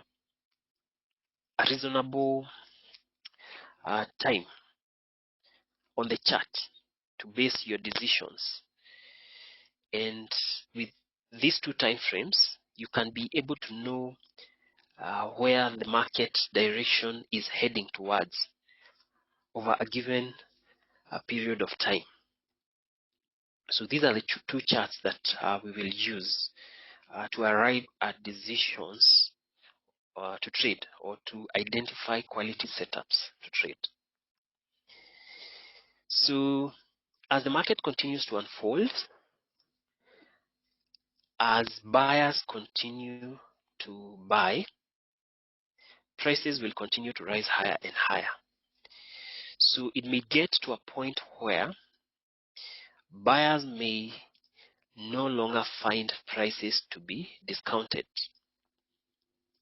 Remember, as a buyer, you yearn to buy when the price are low.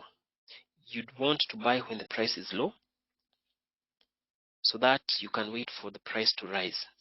So as buyers continue to buy, price is likely to get to a level where buyers may no longer find that price to be discounted for them to continue buying. So they may therefore create a psychological level where the price may tend to reverse to the downside.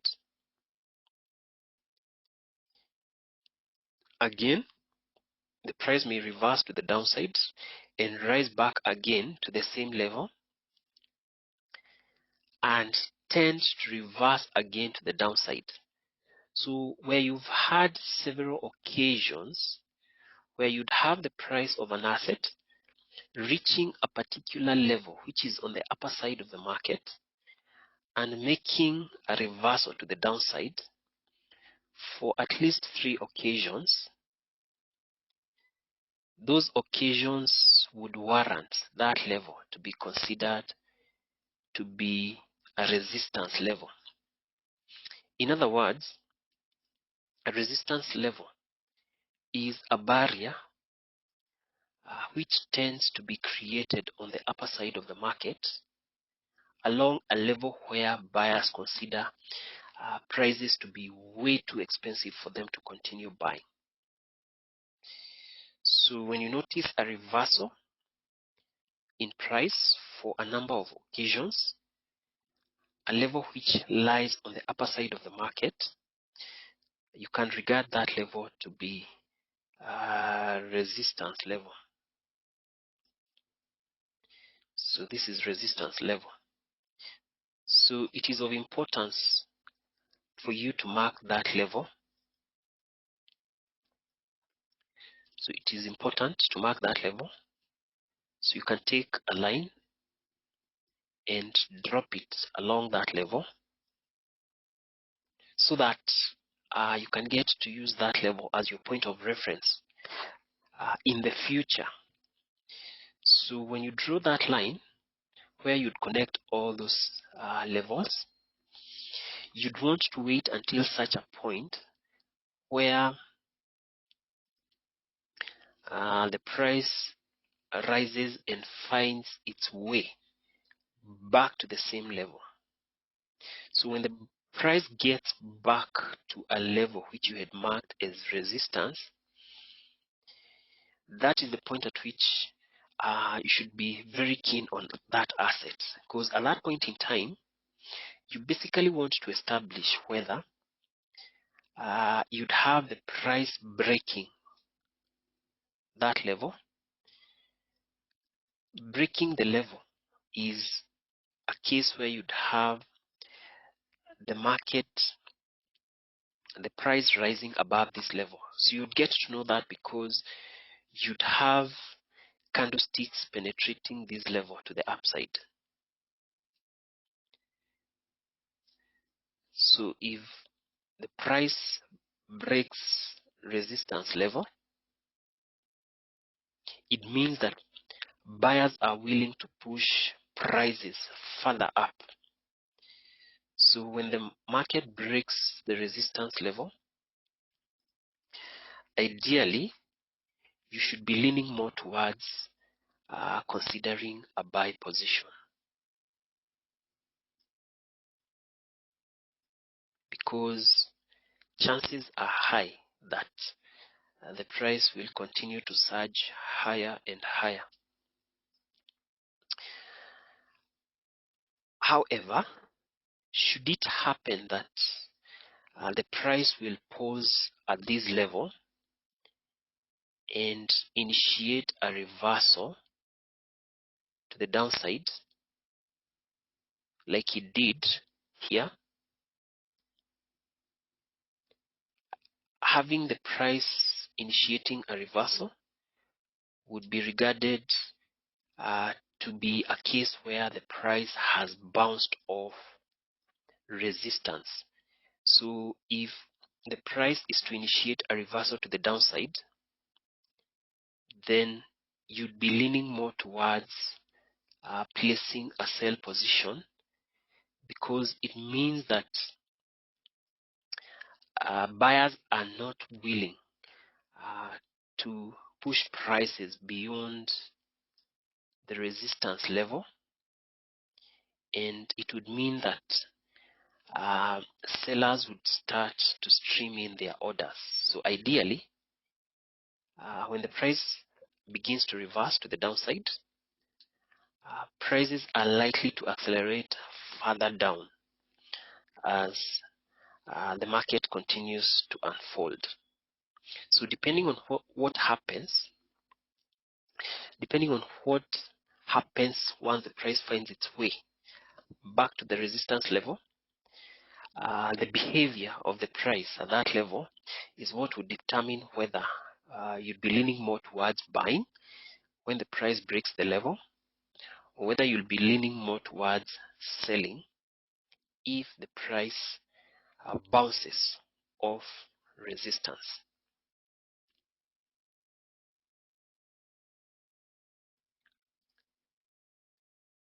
Equally, you might have a similar behavior, only that now the barrier has been formed on the lower side of the market. So in this case, you would notice that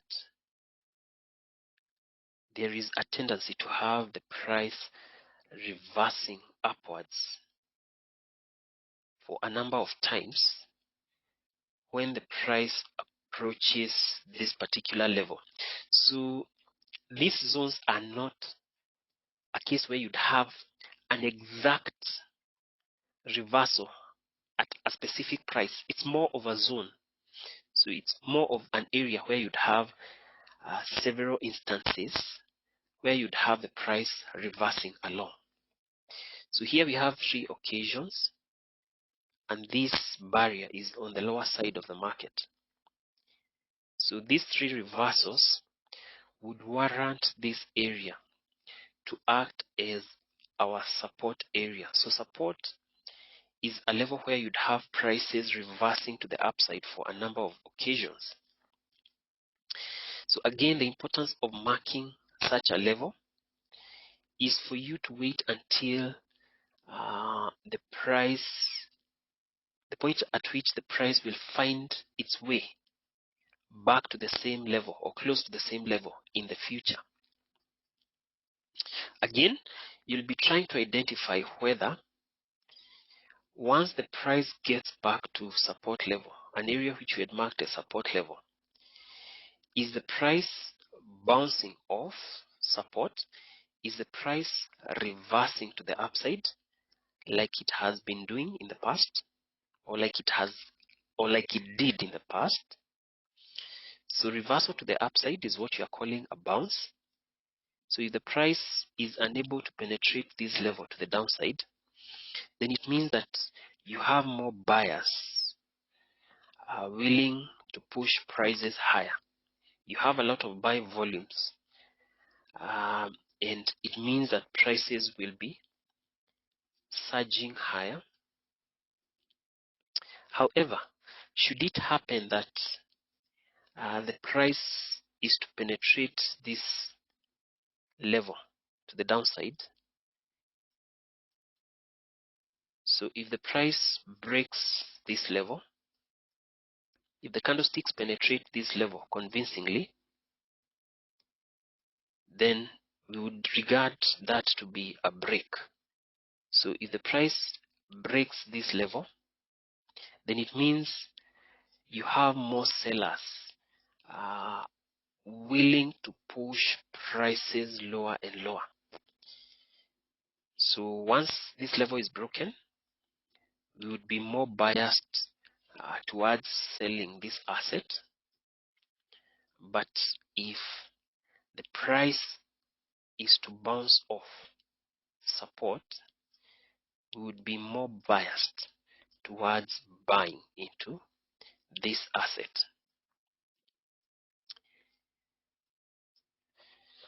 So support and resistance are your sweet spot areas where you can be able to get an opportunity to trade with minimal risk, depending on the direction the price takes.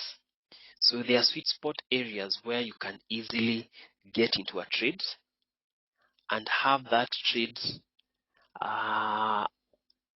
having potential to generate a sizable return while taking a minimal risk.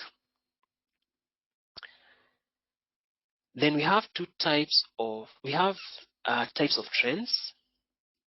The first one is an uptrend. So an uptrend is a case where you'd have the price rising higher and higher.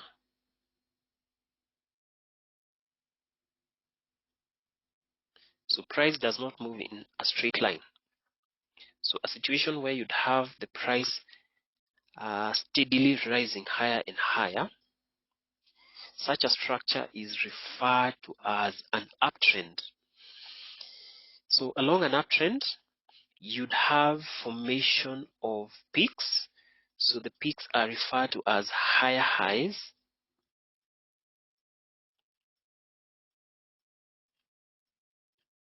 So the successive high is higher than the previous high. So if you compare this peak and this peak, this is at a higher level. So it's a high in and of itself, but this high is at a higher level than the previous one. Hence the name higher highs. The dips are referred to as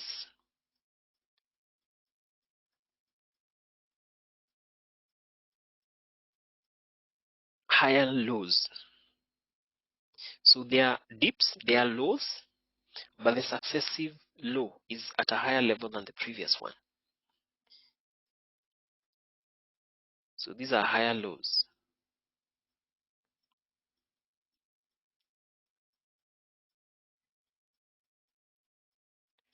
So when you have such a structure, when the market is trending higher,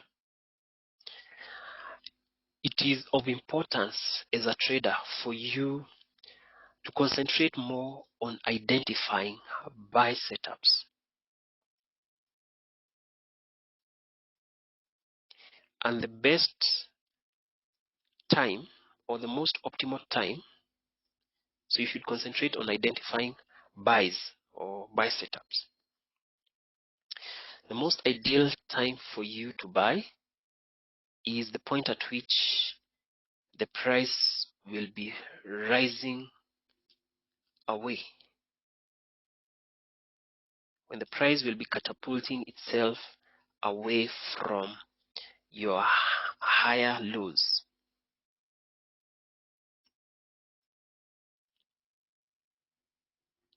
So these are the best instances for you to consider buy setups. So if you look at this particular chart, you will notice that the structure is in such a way that we can be able to draw a diagonal line. So a diagonal line which connects several points where the price touched on a slope where the gradient is level, then this line is referred to as the trend line. So this trend line is serving as our support area. It's where the price tends to bounce before it has risen higher. So ideally we would wait until such a time when the price gets close to the trend line, and the point at which the price begins to rise further away from our support area, we would know that that is when we have the best chance to execute a buy position. So ideally, these are instances where you can place buy trades and have your trades running into profit without risking too much money.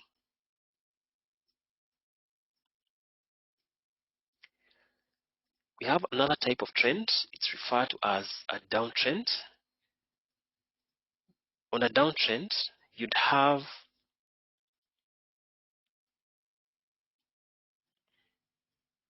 the asset forming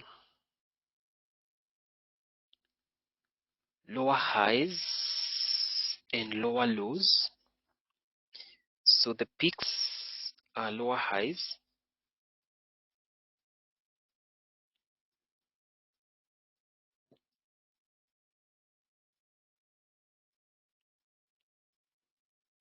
and the dips are referred to as lower lows.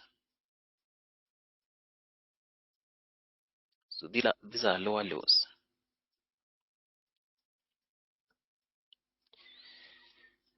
So again, you have a trend line which is connecting lower highs or peaks along the same gradient. So this trend line is serving as our resistance zone. It marks a zone where you're likely to have the price reversing to the downside upon touching that zone. Again, when you have such a structure, you should be concentrating more on identifying selling opportunities. So you should concentrate on sell trades. And the most ideal point in time for you to sell is the point at which the price will be reversing along a lower high.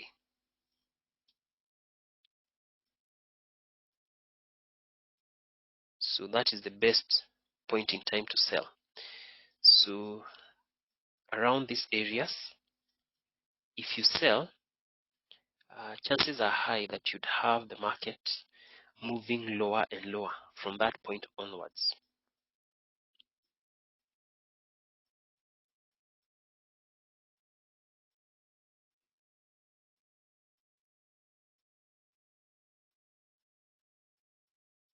Again, you can afford to place your stop loss above that zone.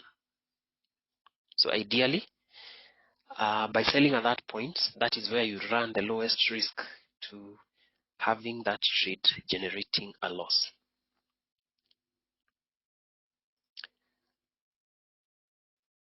Lastly, we have a sideways market, which is also referred to as a range. So this is where you'd have a structure where the price moves up and down within a horizontal structure.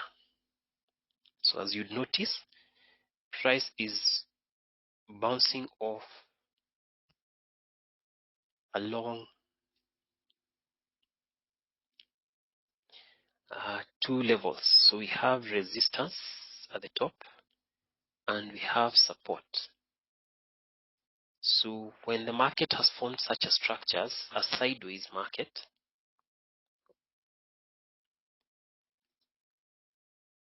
or sideways trend, ideally you can execute buy positions when the price bounces off support and hold your position until such a point when you're close to a resistance in order to close that trade at that point.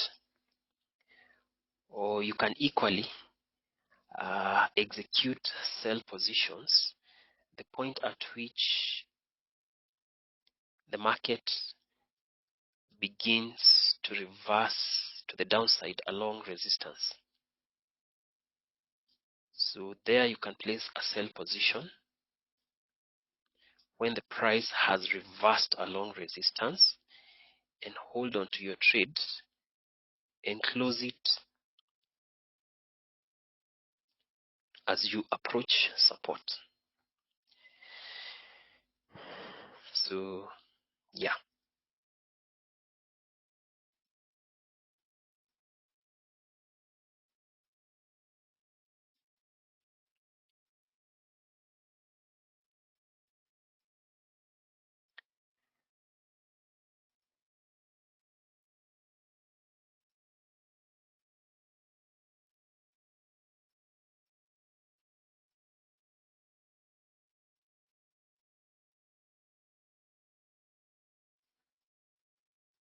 So you sell at resistance upon reversal close to a resistance, and ideally you should be buying when the market has reversed close to a support.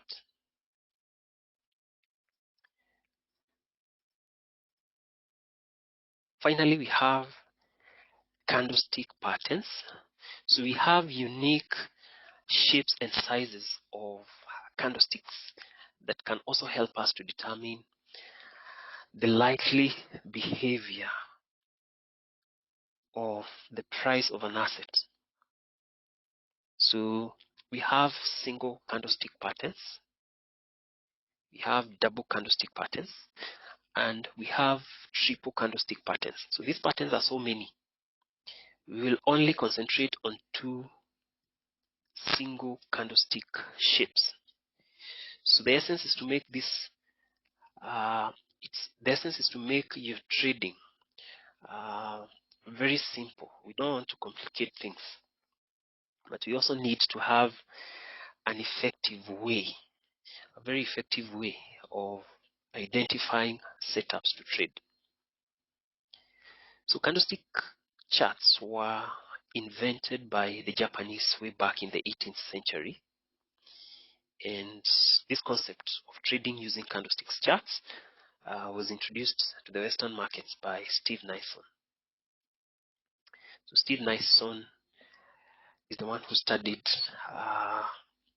this technique of trading using candlestick charts, and he introduced this concept to the Western markets. So we will cover the psychology of candlestick charts. Then we will focus on the two shapes of candlesticks which you should be very keen on.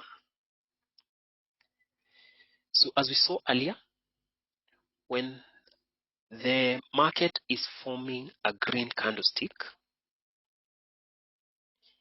it means that buyers are in control within that time frame. So it means that you have more buy volumes than there are sell volumes. So when the market forms a long green candlestick, it means that buyers are in control within that time frame. So should it happen that the market structure is in such a way that more green, especially long candlesticks, more green long candlesticks are being formed in a sequence, then that signifies that there is intense buying activity. So ideally, within such a structure, you'd want to be contemplating to buy into such an asset. So if there is intense buying activity, then it means that the price is likely to push higher and higher going forward. So ideally, you should be looking to buy into that asset if you are to trade at all. So such a structure is the most ideal structure where you're considering to buy. Conversely, we saw that a red candlestick, especially a long red candlestick, signifies to us that sellers are dominating.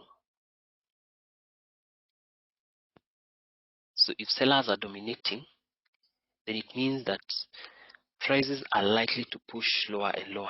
So it shows that within that time frame, you had more sell volumes than there were buy volumes. So should it happen that the market is forming long red candlesticks in a sequence, or should it appear that you have more red candlesticks within a given range of time, then that shows that there is intense selling activity. So long red candlesticks in a sequence signify intense selling activity. So if you have more sellers participating, so the fact that they are dominating, then you should trade aligned with traders who are dominating. So if there is intense selling activity, if you are to trade that particular asset, it would be best for you to hold a sell position.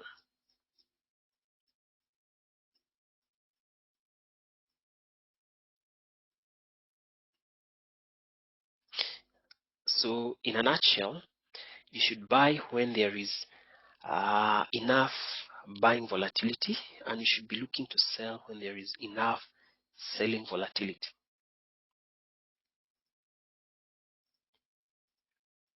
In other occasions, you will notice that a particular asset might form very short candlesticks over a given period of time. So within such periods, it happens that there's usually low trading activity. This is when you'd have particular traders accumulating their orders in small portions. So the fact that the market would be inactive within such a structure, when you'd have very short candlesticks forming over a prolonged period of time, then we would say that the market is inactive, or we would say that there is low trading activity. And if the market is inactive, it would be best for you to avoid to trade in such situations. So in such situations, ideally you should avoid to place a trade on such an asset. So you'd want to trade when such a structure has been broken. So you'd want to place a trade when the market has broken from such a structure. So you'll notice that from this point onwards, the market took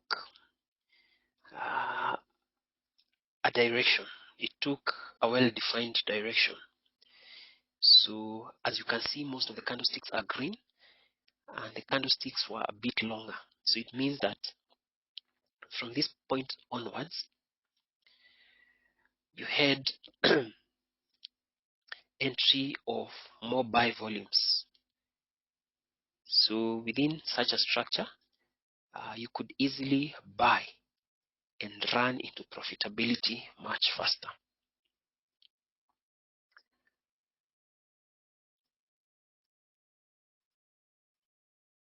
Then we have our two sets of candlesticks. So we have this, such a set, or a candlestick, a single candlestick bearing such a shape, regardless of the color, is the kind of candlestick that you'd want to have manifest on your chart to know that there is a potential buying opportunity. A candlestick with such a structure, regardless of the color, is what you'd want to have appearing on your chart to know that there is a potential selling opportunity. So when you're looking to buy, or the best time to consider a buy setup, is a case when you'd have the market forming a candlestick that bears a very long lower wick. So a candlestick that has a very long lower wick with a small body in height. The height of the body has to be very small, and ideally it should be on the upper extreme. The body of the candlestick should be on the upper extreme. So a perfect scenario is where that candlestick has no upper wick. But if it has an upper wick, the upper wick should ideally be very small. In other occasions, you might have a case where the market forms a candlestick with no body. So if the candlestick has no body, you'd want the opening price and the closing price to be on the upper extreme.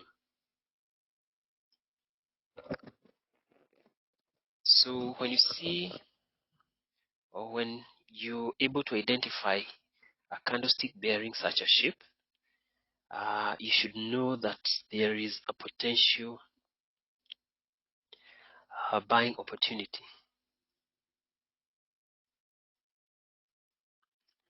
And you'd want to be analyzing, or you'd want such a candlestick to manifest either on a 4-hourly chart or a daily time frame chart. And it even becomes more potent if such a candlestick is either to manifest close to a support area. So as we have seen, support area is an area where you'd have a tendency to have price bouncing off on the lower side of the market. So it's more effective if such a candlestick is to manifest either along or close to a support area, if not along an asset whose overall direction happens to be an uptrend. So in a case where the asset is trending higher. So should you have such a candlestick manifesting, then it portends a huge possibility to have that asset forming a huge rally shortly after. And that rally would be to the upside. So having such a candlestick manifesting along support or on a candlestick whose overall trend is an uptrend signifies the end of initial selling momentum. So it signifies the end of selling momentum, and you will therefore be at the tipping point where the price would begin to rise. So if you will be on the cusp of a huge upward move, then you'd want to enter a buy position so that you can ride that momentum, that you can ride the buy momentum that will come about.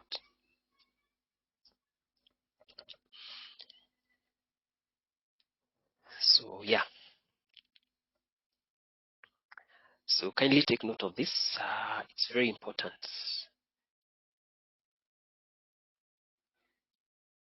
So this forms the basis of our trading strategy. A candlestick with a long lower wick, a small body on the upper extreme, and a very small upper wick, appearing on either 4-hourly charts or a daily time frame chart, either along support level or on an asset whose overall trend is to the upside.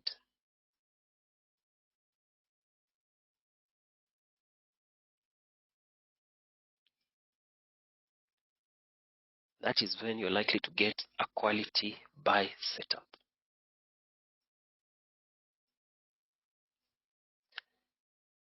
So I'll just give you a few seconds to take note of that before we can have a scenario where you should ideally be looking to sell.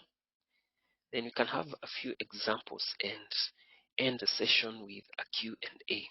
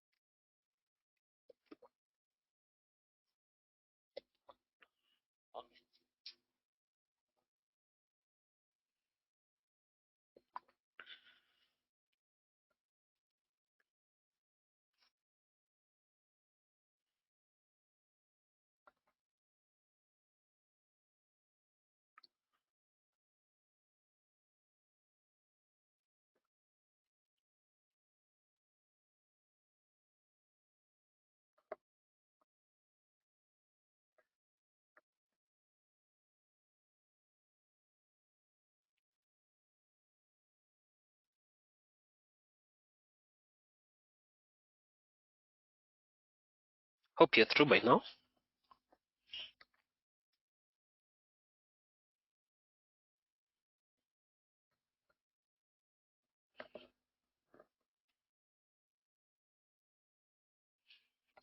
Excellent.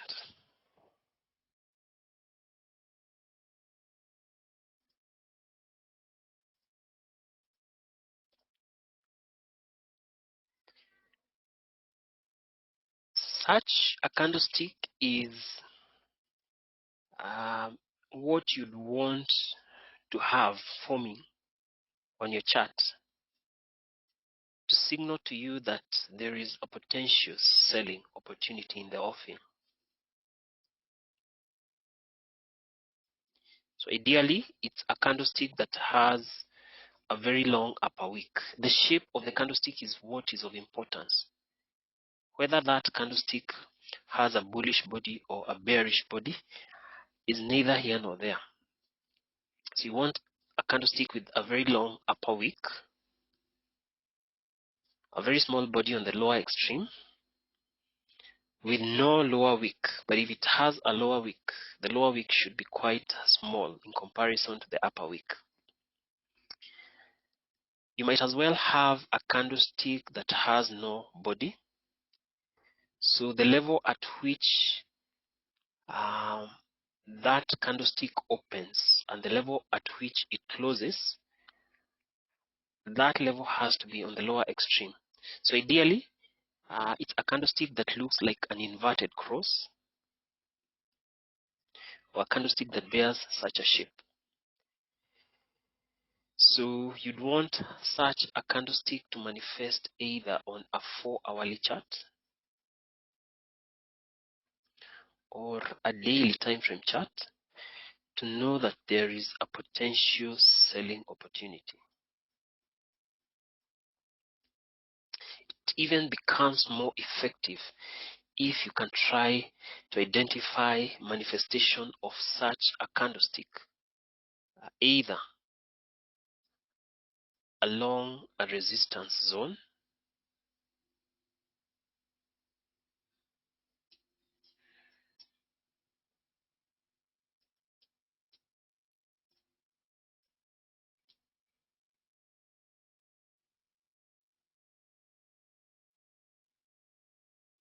or if not along a resistance zone,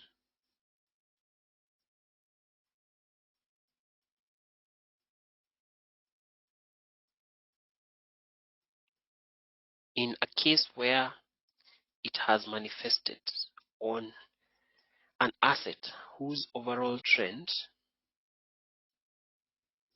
happens to be a downtrend.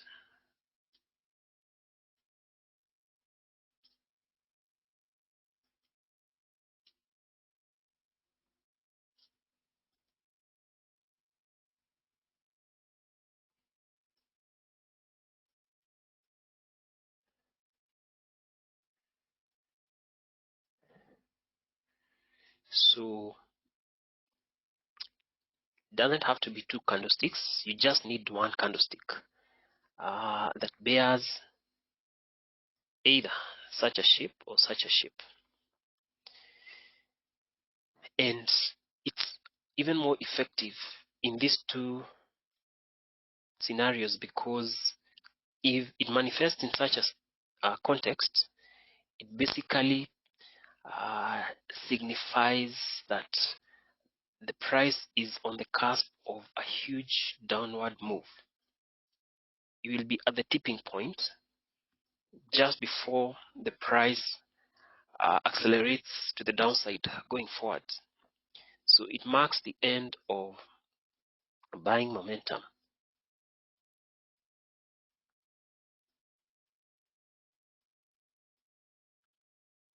So ideally, it will be at the point where you will be on the verge of a huge downward move.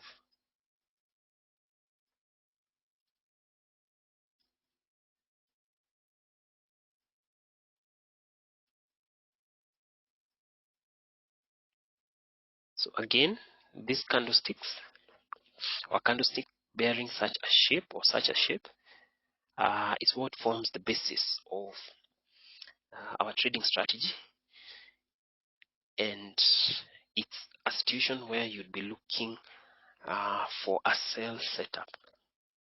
So again, I'll give you a few seconds to take note of that because it's very important. Then we can have a look at a few examples of trades.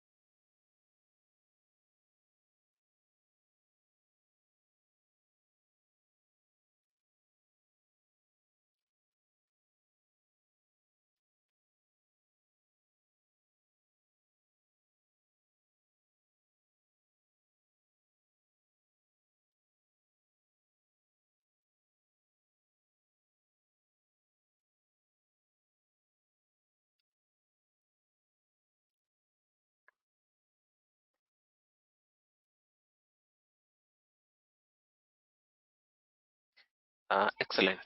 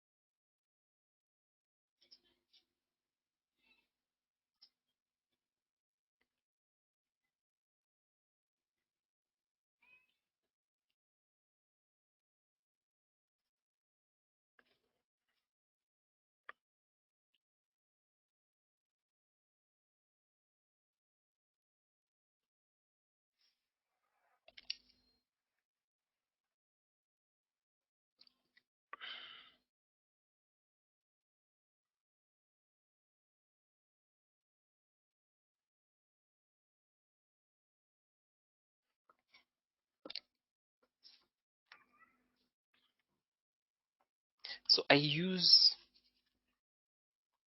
our other platform called MT4.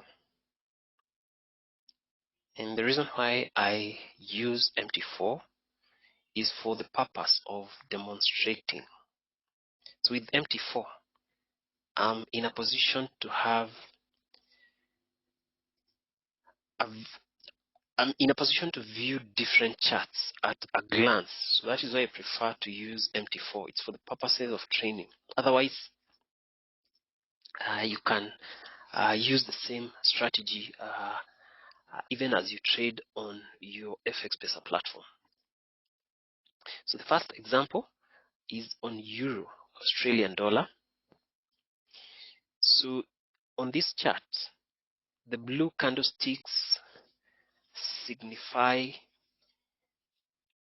instances when the market is on the rise. Blue candlesticks are bullish.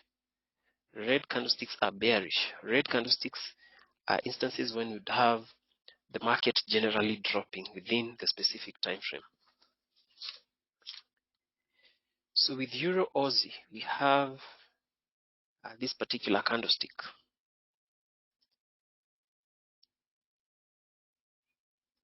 So this particular candlestick bears some of the characteristics that we've discussed. It has a very long lower wick, small body which is on the upper extreme, and almost no upper wick at all. It has a very insignificant upper wick, so it's very small in size. So this candlestick signifies a potential buying opportunity. So that is one. Two, we are basically analyzing a 4-hourly chart. That is the second condition. The third condition is to check what is the context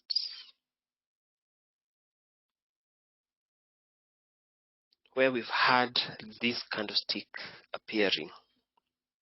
So the fact that this is a buy signal, we want either to have the overall structure of this asset either being an uptrend or having such candlestick manifesting along a support zone or close to a support zone.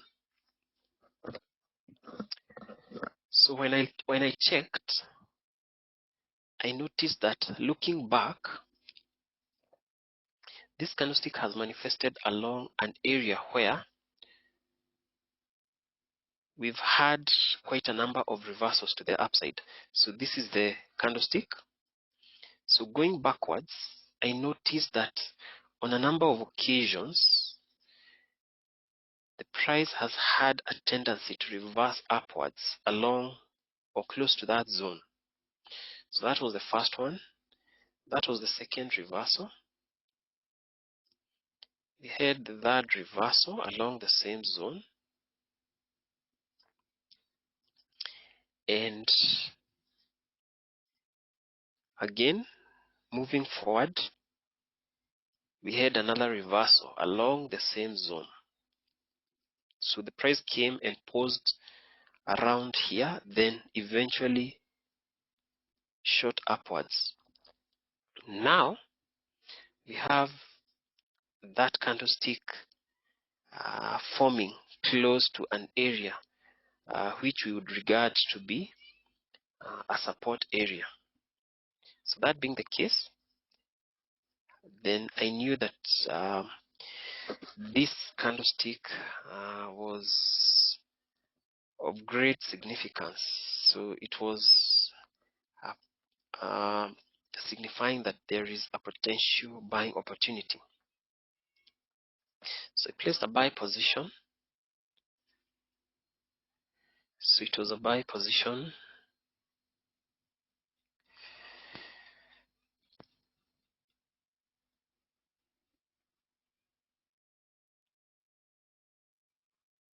So this is where it was happening. So my entry was 1.6261, around that area. So eventually the price took off. I closed the trade at 1.6286, around this area. So the shaded part is for me to know the period within which I held onto the trade.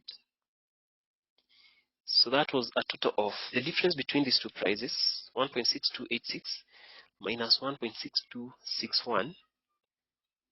Those were 25 pips.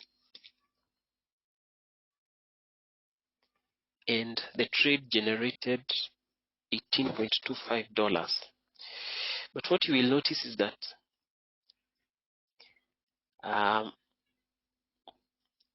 the whole move had the potential to generate around 90 pips, but I closed the trade with 25 pips.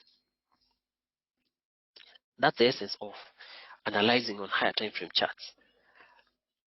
Once you've gotten a setup on the basis of a higher time frame chart, like a 4-hourly chart, that setup will have the potential to generate a sizable amount of pips. So that is this particular trade. No,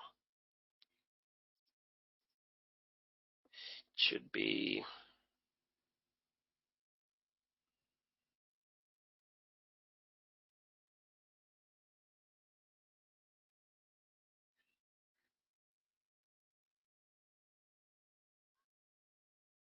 just a second.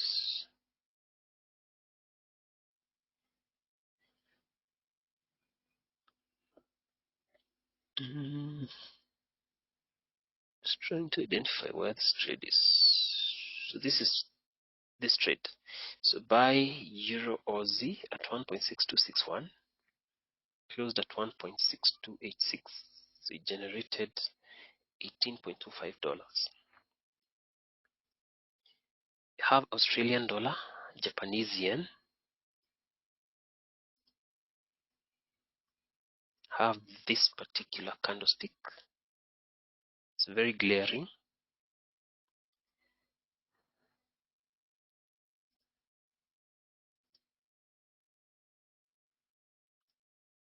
It has a long upper wick, small body on the lower extreme, with very small lower wick. So this candlestick is giving us a signal that there might be a potential selling opportunity. So that is one. The candlestick will give you the signal. Ensure that you're within the ideal time frame. This was happening on a 4-hourly chart. Then the third thing is to ensure that you're within the right context. So this being a sell signal, ideally you want the overall trend to be a downtrend, or you want to have such a candlestick manifesting along a resistance zone.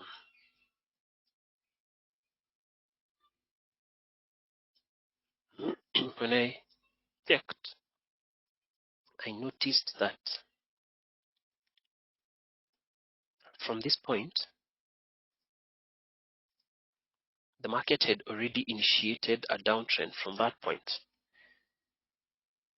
So that downtrend lasted up to that point. So within a downtrend. So this is where that candlestick manifested. So we were already along a downtrend. So the three conditions had been met. So I placed a sell trade. So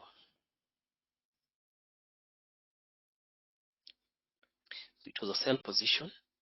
This is where all that was happening. So I sold at 77.14.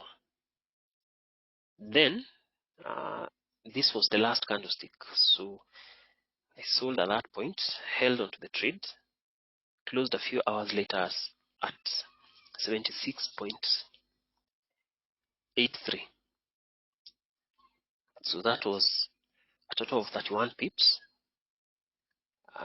There was potential to generate a maximum of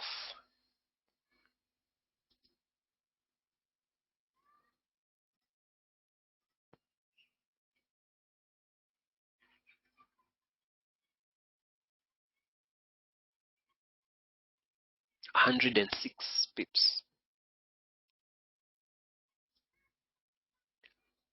So that trade made $29.79.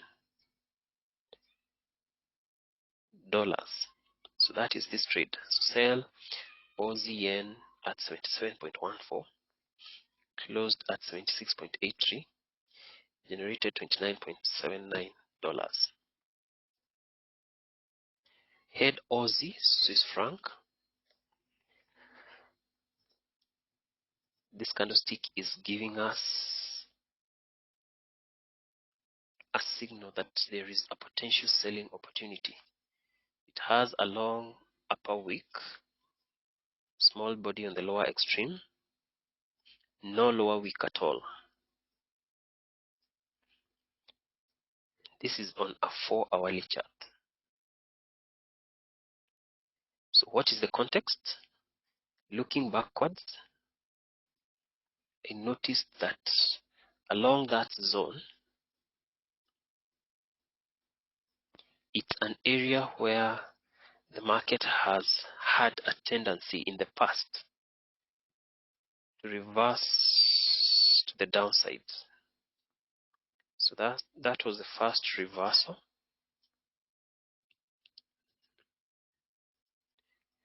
Moving forward, when the market rose back to the same or close to the same level, it made a huge U-turn to the downside. So that was the second reversal.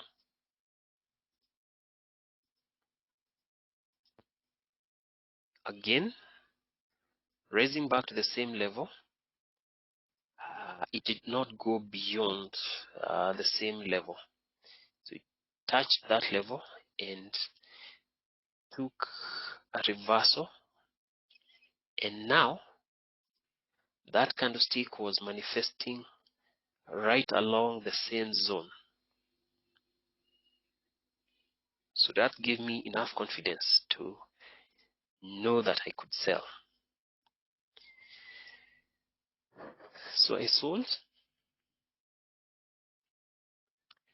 and this is where that was happening. So I sold at 0.6670. That was the entry point. Held onto the trade and closed it at 0.6644. So that was a total of 26 pips. The potential for that setup was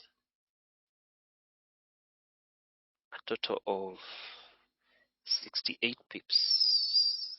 I managed to capture 26 pips, which made $29.22. So that is this trade. So sell Aussie Swiss franc 0.6670, closed at 0.6644. It made 29.22. We have New Zealand dollar, Japanese yen,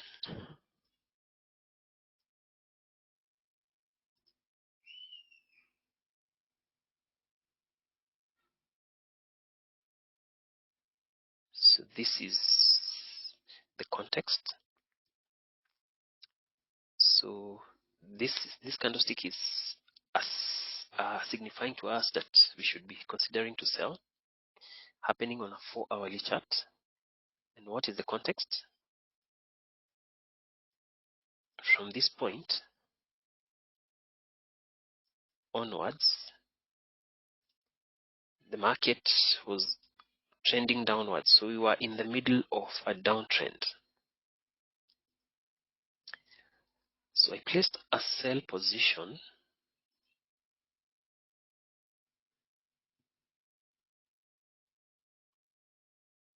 So it was around this area.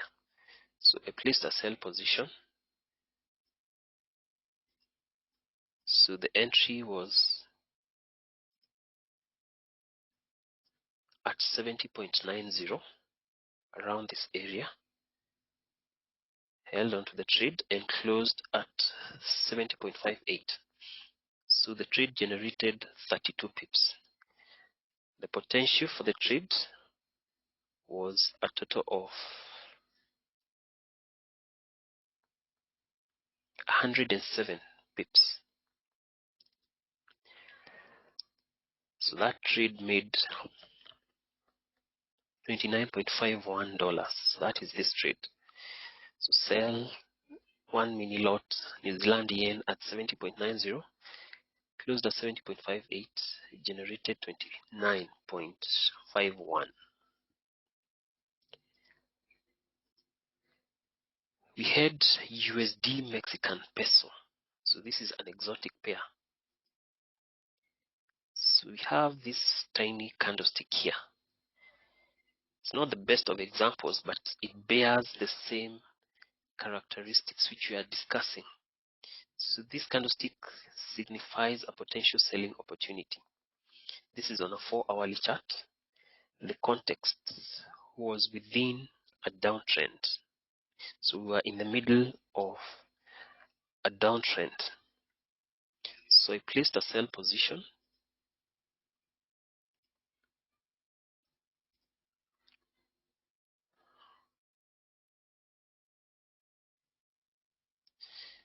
So this is the context. So I placed the sell position. So this is where the market was when I was getting into the trade. 21.7887.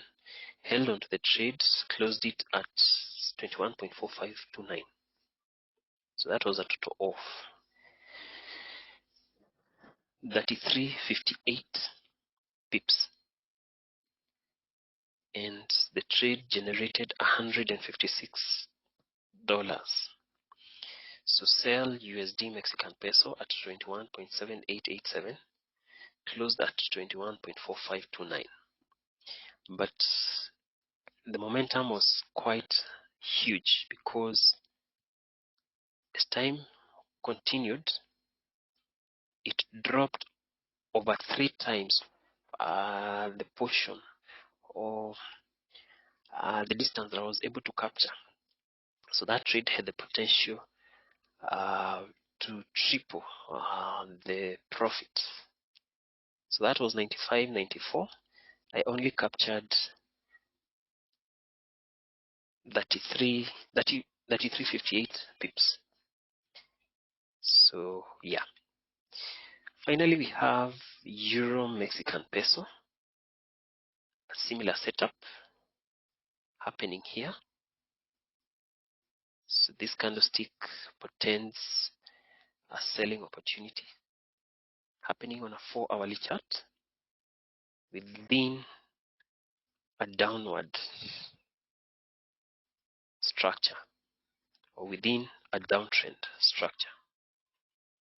So we were in the middle of a downtrend. So I sold.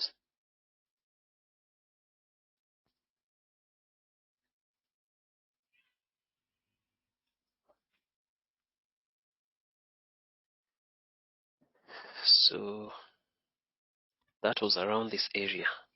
Placed a sell trade at 25.6434. That's the entry. Closed at 25.3243. Made 91 pips. And that trade generated $148. So 0.1 is the size, 1 mini lot, Euro Mexican peso. Sell position at 25.6434, closed at 25.3243, made $148.7 on just a single trade. Again, that setup had a very huge potential because again we could have tripled that. And that is why I was insisting that you have to ensure that your trade is aligned with the direction, with the overall direction of the market. If you are along a downtrend, you should be looking to sell. If you are along an uptrend, like in this case, if you get a setup anywhere in between, you should be looking to buy. And yeah, that's basically it. So with those few examples, I hope you've been able to get the drift of what you should be looking out for in the market. So I'll now open the floor for any questions that you might have.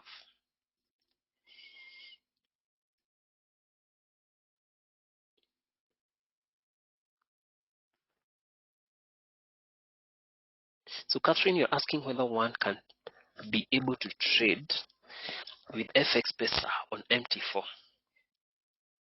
If so, how? So Catherine, the beauty of Fxpesa, the beauty of registering with Fxpesa is that Fxpesa login details are versatile.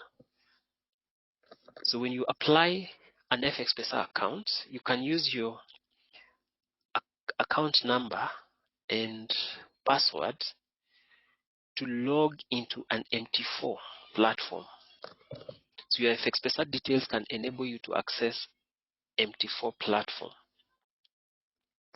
So that is how it's possible for you to trade using Fxpesa details with MT4.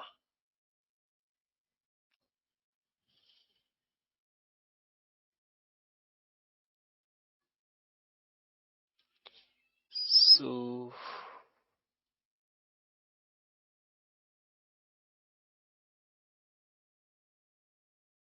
Wanjiro, you're asking, first I want to say thanks, welcome for that. My question is, what is the minimum deposit at Fxpesa? So Nancy, it all depends with what you might be targeting to make. But to answer you, with a minimum deposit of $200, you can start small and grow your account over a period. So with $200, you can start, though that might take you longer before you get to grow your account. Considering that you've learned how to trade, you've practiced, and you've seen a consistent streak of profitable trades on your demo account, with $200, you can grow from such an amount over time. The problem that most traders make is to get into trading without having a plan, without having a strategy. So as we have seen, a strategy is a set of conditions where you'd want to have those conditions manifesting to know that you can trade. So you have to be very strategic, you have to be very tactical. It's more of having a mindset of you waiting for the market to give you the right setup to trade. So if within a week you've been able to get 4 setups, then you should be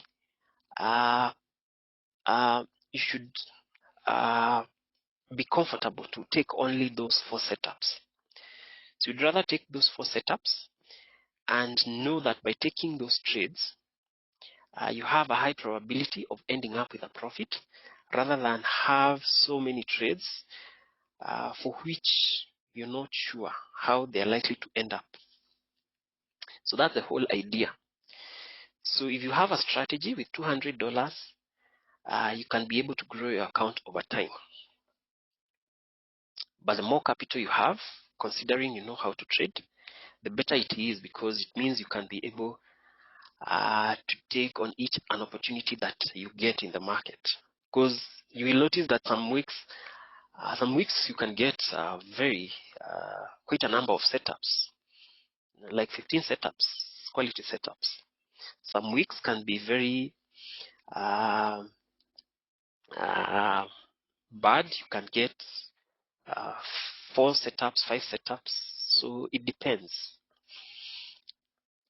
But the most important thing is to ensure that you have a strategy which is working. You stick to it. You wait until the market has given you the opportunity to then take your shot in the market.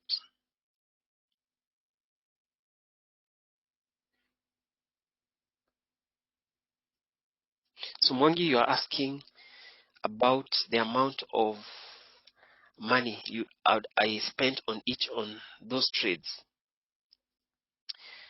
So most of the trades are mini lots.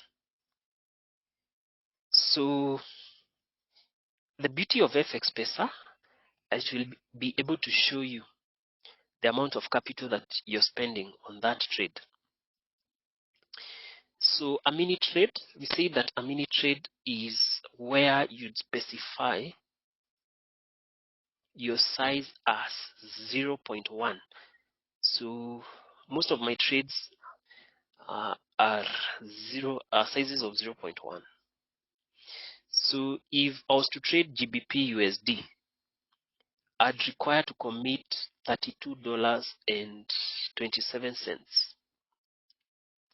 If I choose a different pair, I'd spend a different quantity. For euro dollar, I'd require 29.29. For Australian dollar, US dollar, I'd require $17.69. So each pair will attract a different level of capital commitment. So with Fxpesa, you can check. So you've gotten a setup on Australian dollar, Swiss franc, where you'd require $265.29. Then depending on the capital that you have, you will know whether it will be worthwhile to take that trade. But most of the pairs, Swiss franc pairs require a lot of capital. USD Swiss franc would require 375. But most of the pairs, it would be anywhere between $15 to around $30. So yeah.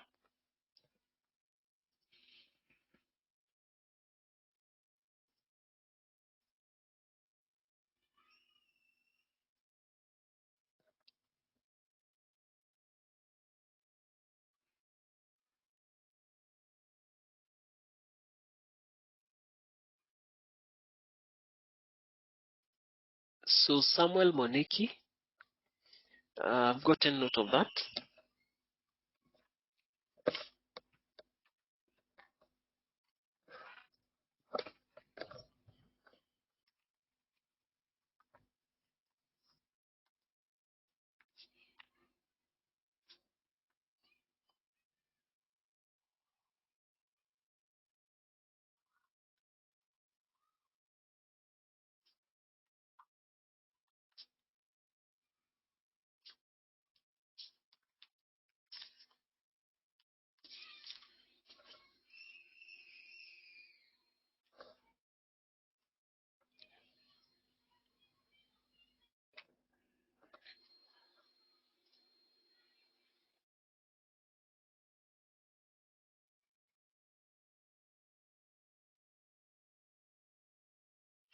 So Wambogo, you had asked, how do you view the commission charged when trading on the phone?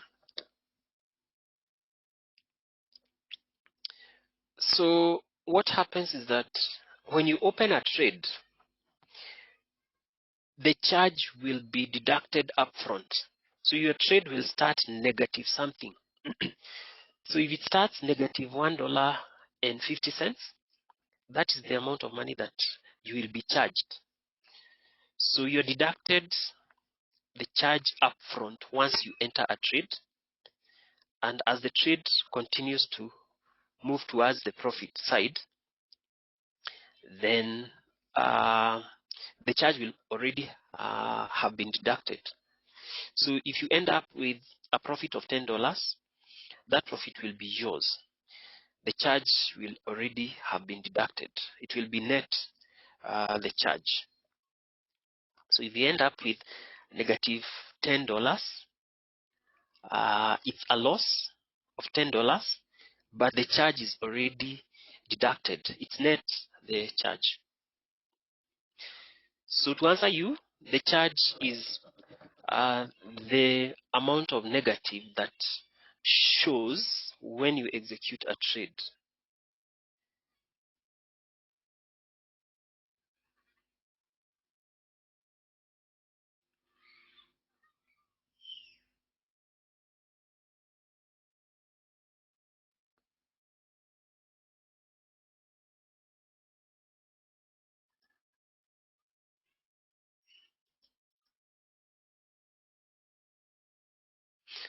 We have an interesting question here from Godfrey.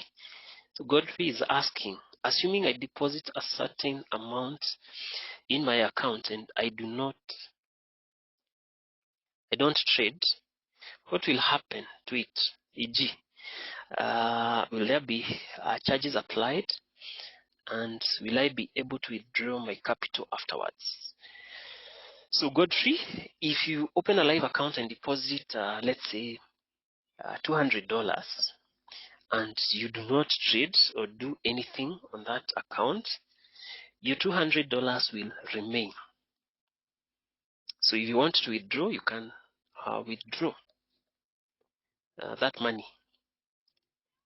So it's not until you have placed a trade that you will get to spend a portion of your capital.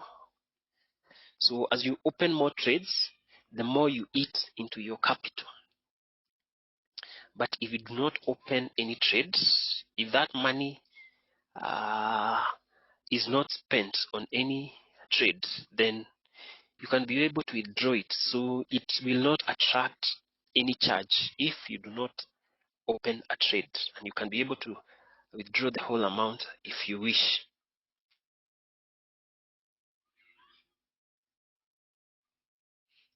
So Grace, you're asking whether where you can get the latest economic data release.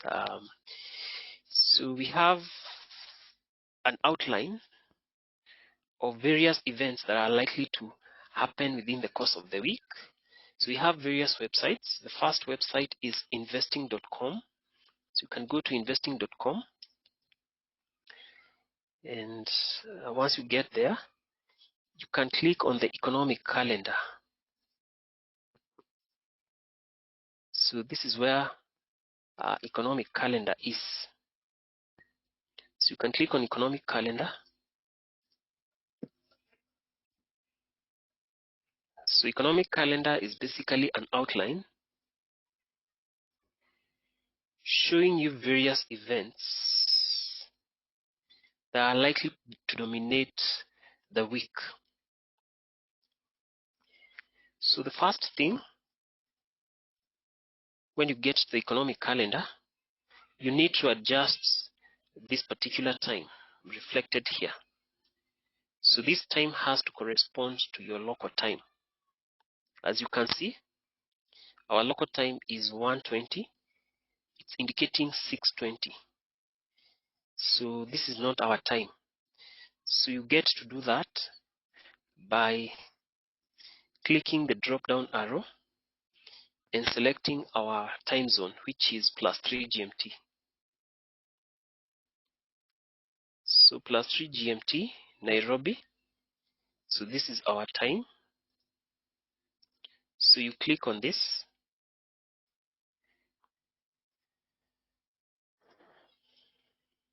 So once you click on it,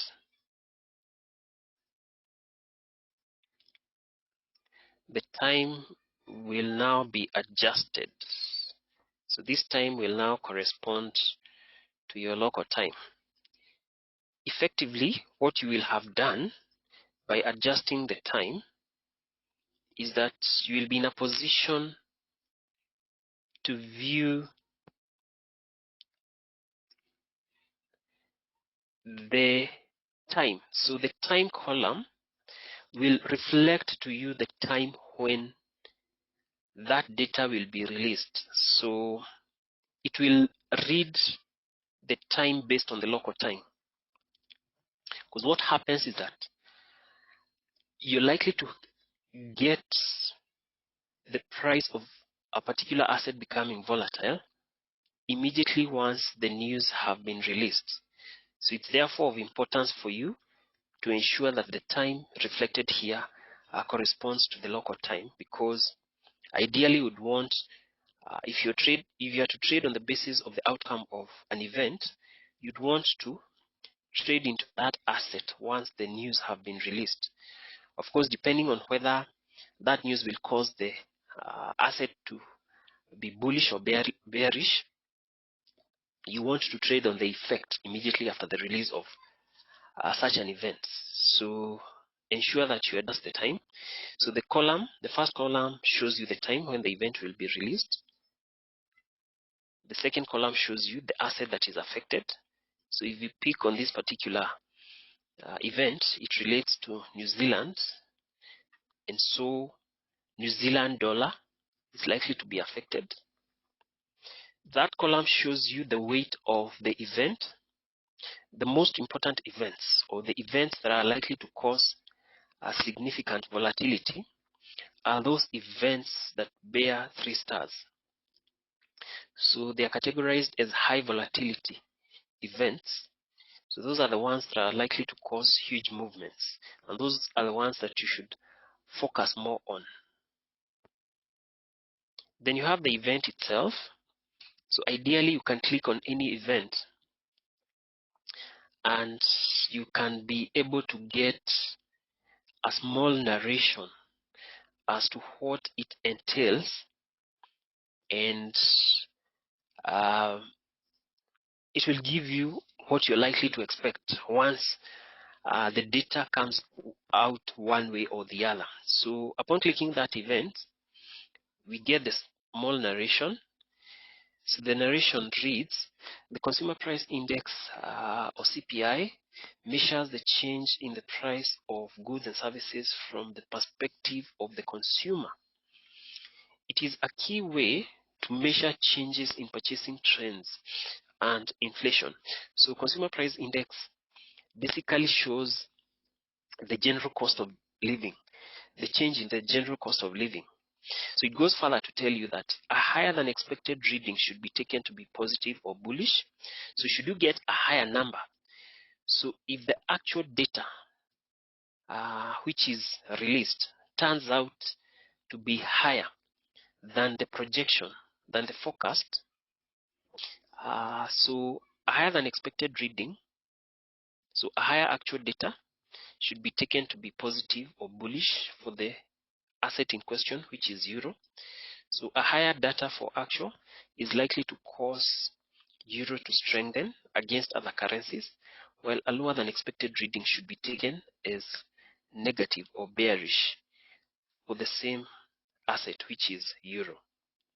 So if actual turns out way lower than what traders were expecting, you're likely to have euro beginning to weaken against other currencies. So it's a matter of you waiting for the data to be released. Then you'd compare the outcome of what will pop under actual column. So you will compare the outcome of actual, the outcome of Y in comparison to the forecast. If X turns out way better than Y, the asset is likely to strengthen against other currencies. If X turns out worse off than Y, then that asset is likely to weaken against other currencies.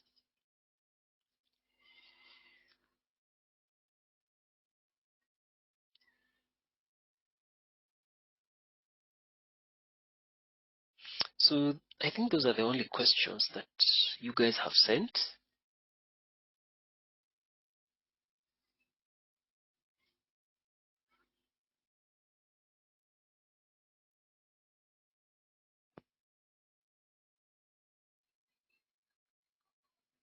Oh, we had a few other questions.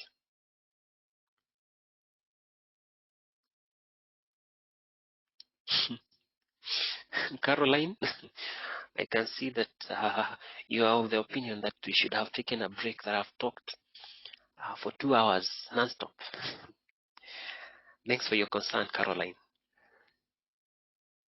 So Elisha, you're asking what is the best time to trade. So Elisha, the way I'd answer you, just find a strategy. So I've just shown you a simple strategy. Then when you get a setup, regardless of whichever time it might be, know that that is the best time for you to trade. So it's more of waiting for the market to give you the setup,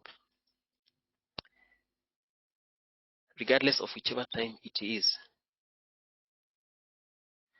So a team Kabidi, kindly give me your email.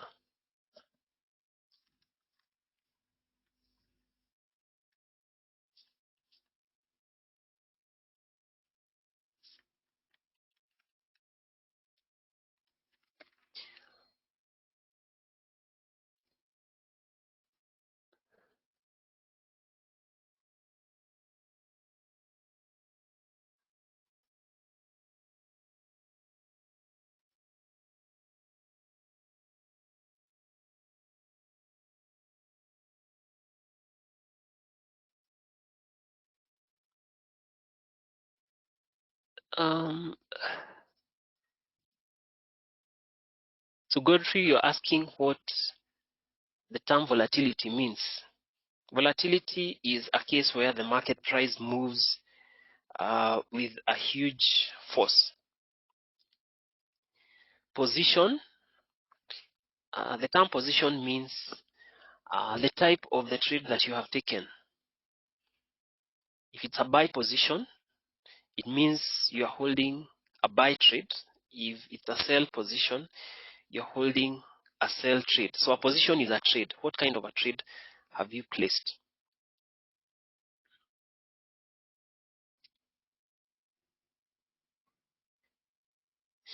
So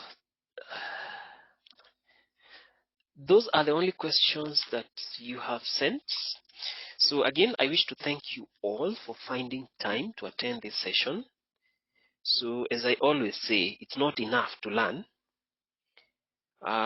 It's far much more important to practice what you have learned. And with time, you will notice that it will get easier. So if you've understood the concepts, the more you continue to practice on your demo account, the better it becomes. So once you start to gain traction on your demo account, then you can proceed to open a live account and deposit money so that you can start to earn. As a matter of fact, you can actually place a trade on your demo account after practicing for some time, and once you start to see progress, you can place the trade on demo account once you get the setup. Then the point at which it starts to run into the profitability, you can place it on live account and start earning.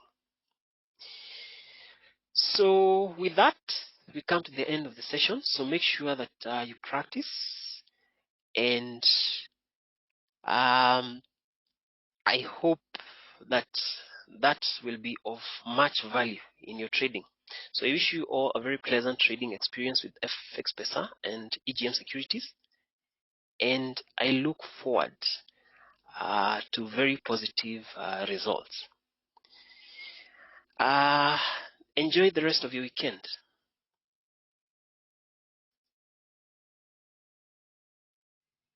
So before we break, Catherine, you're asking for the presentation. Kindly give me your email, Catherine.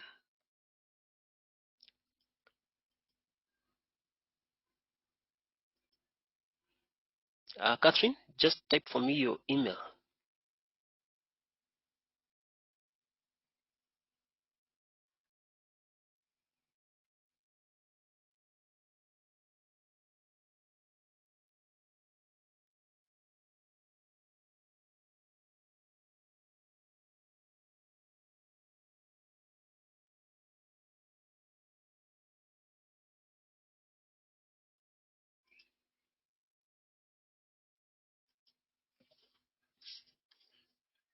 Darao, I've gotten your email.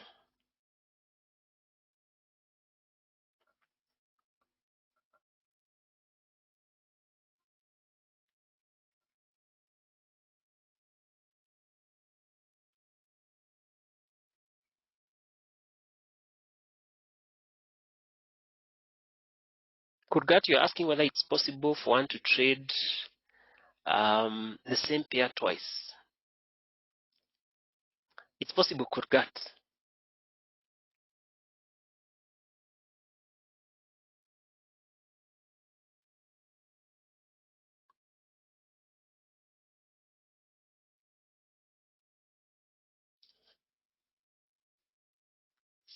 Catherine, are you still around? I'm waiting for you to send me your email.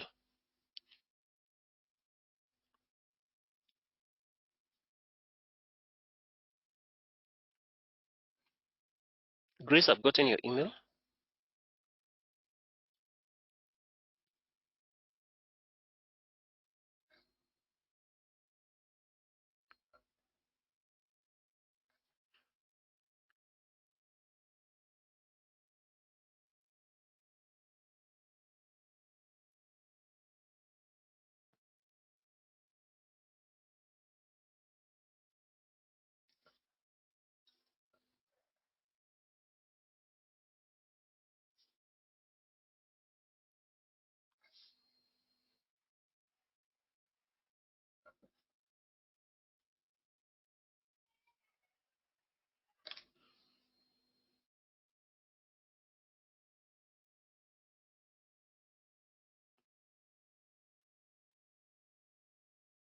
Got it, Catherine?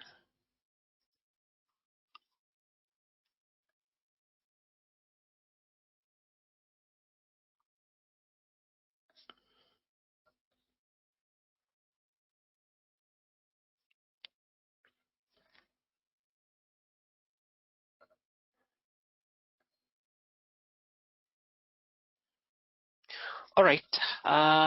See you all and have a pleasant weekend.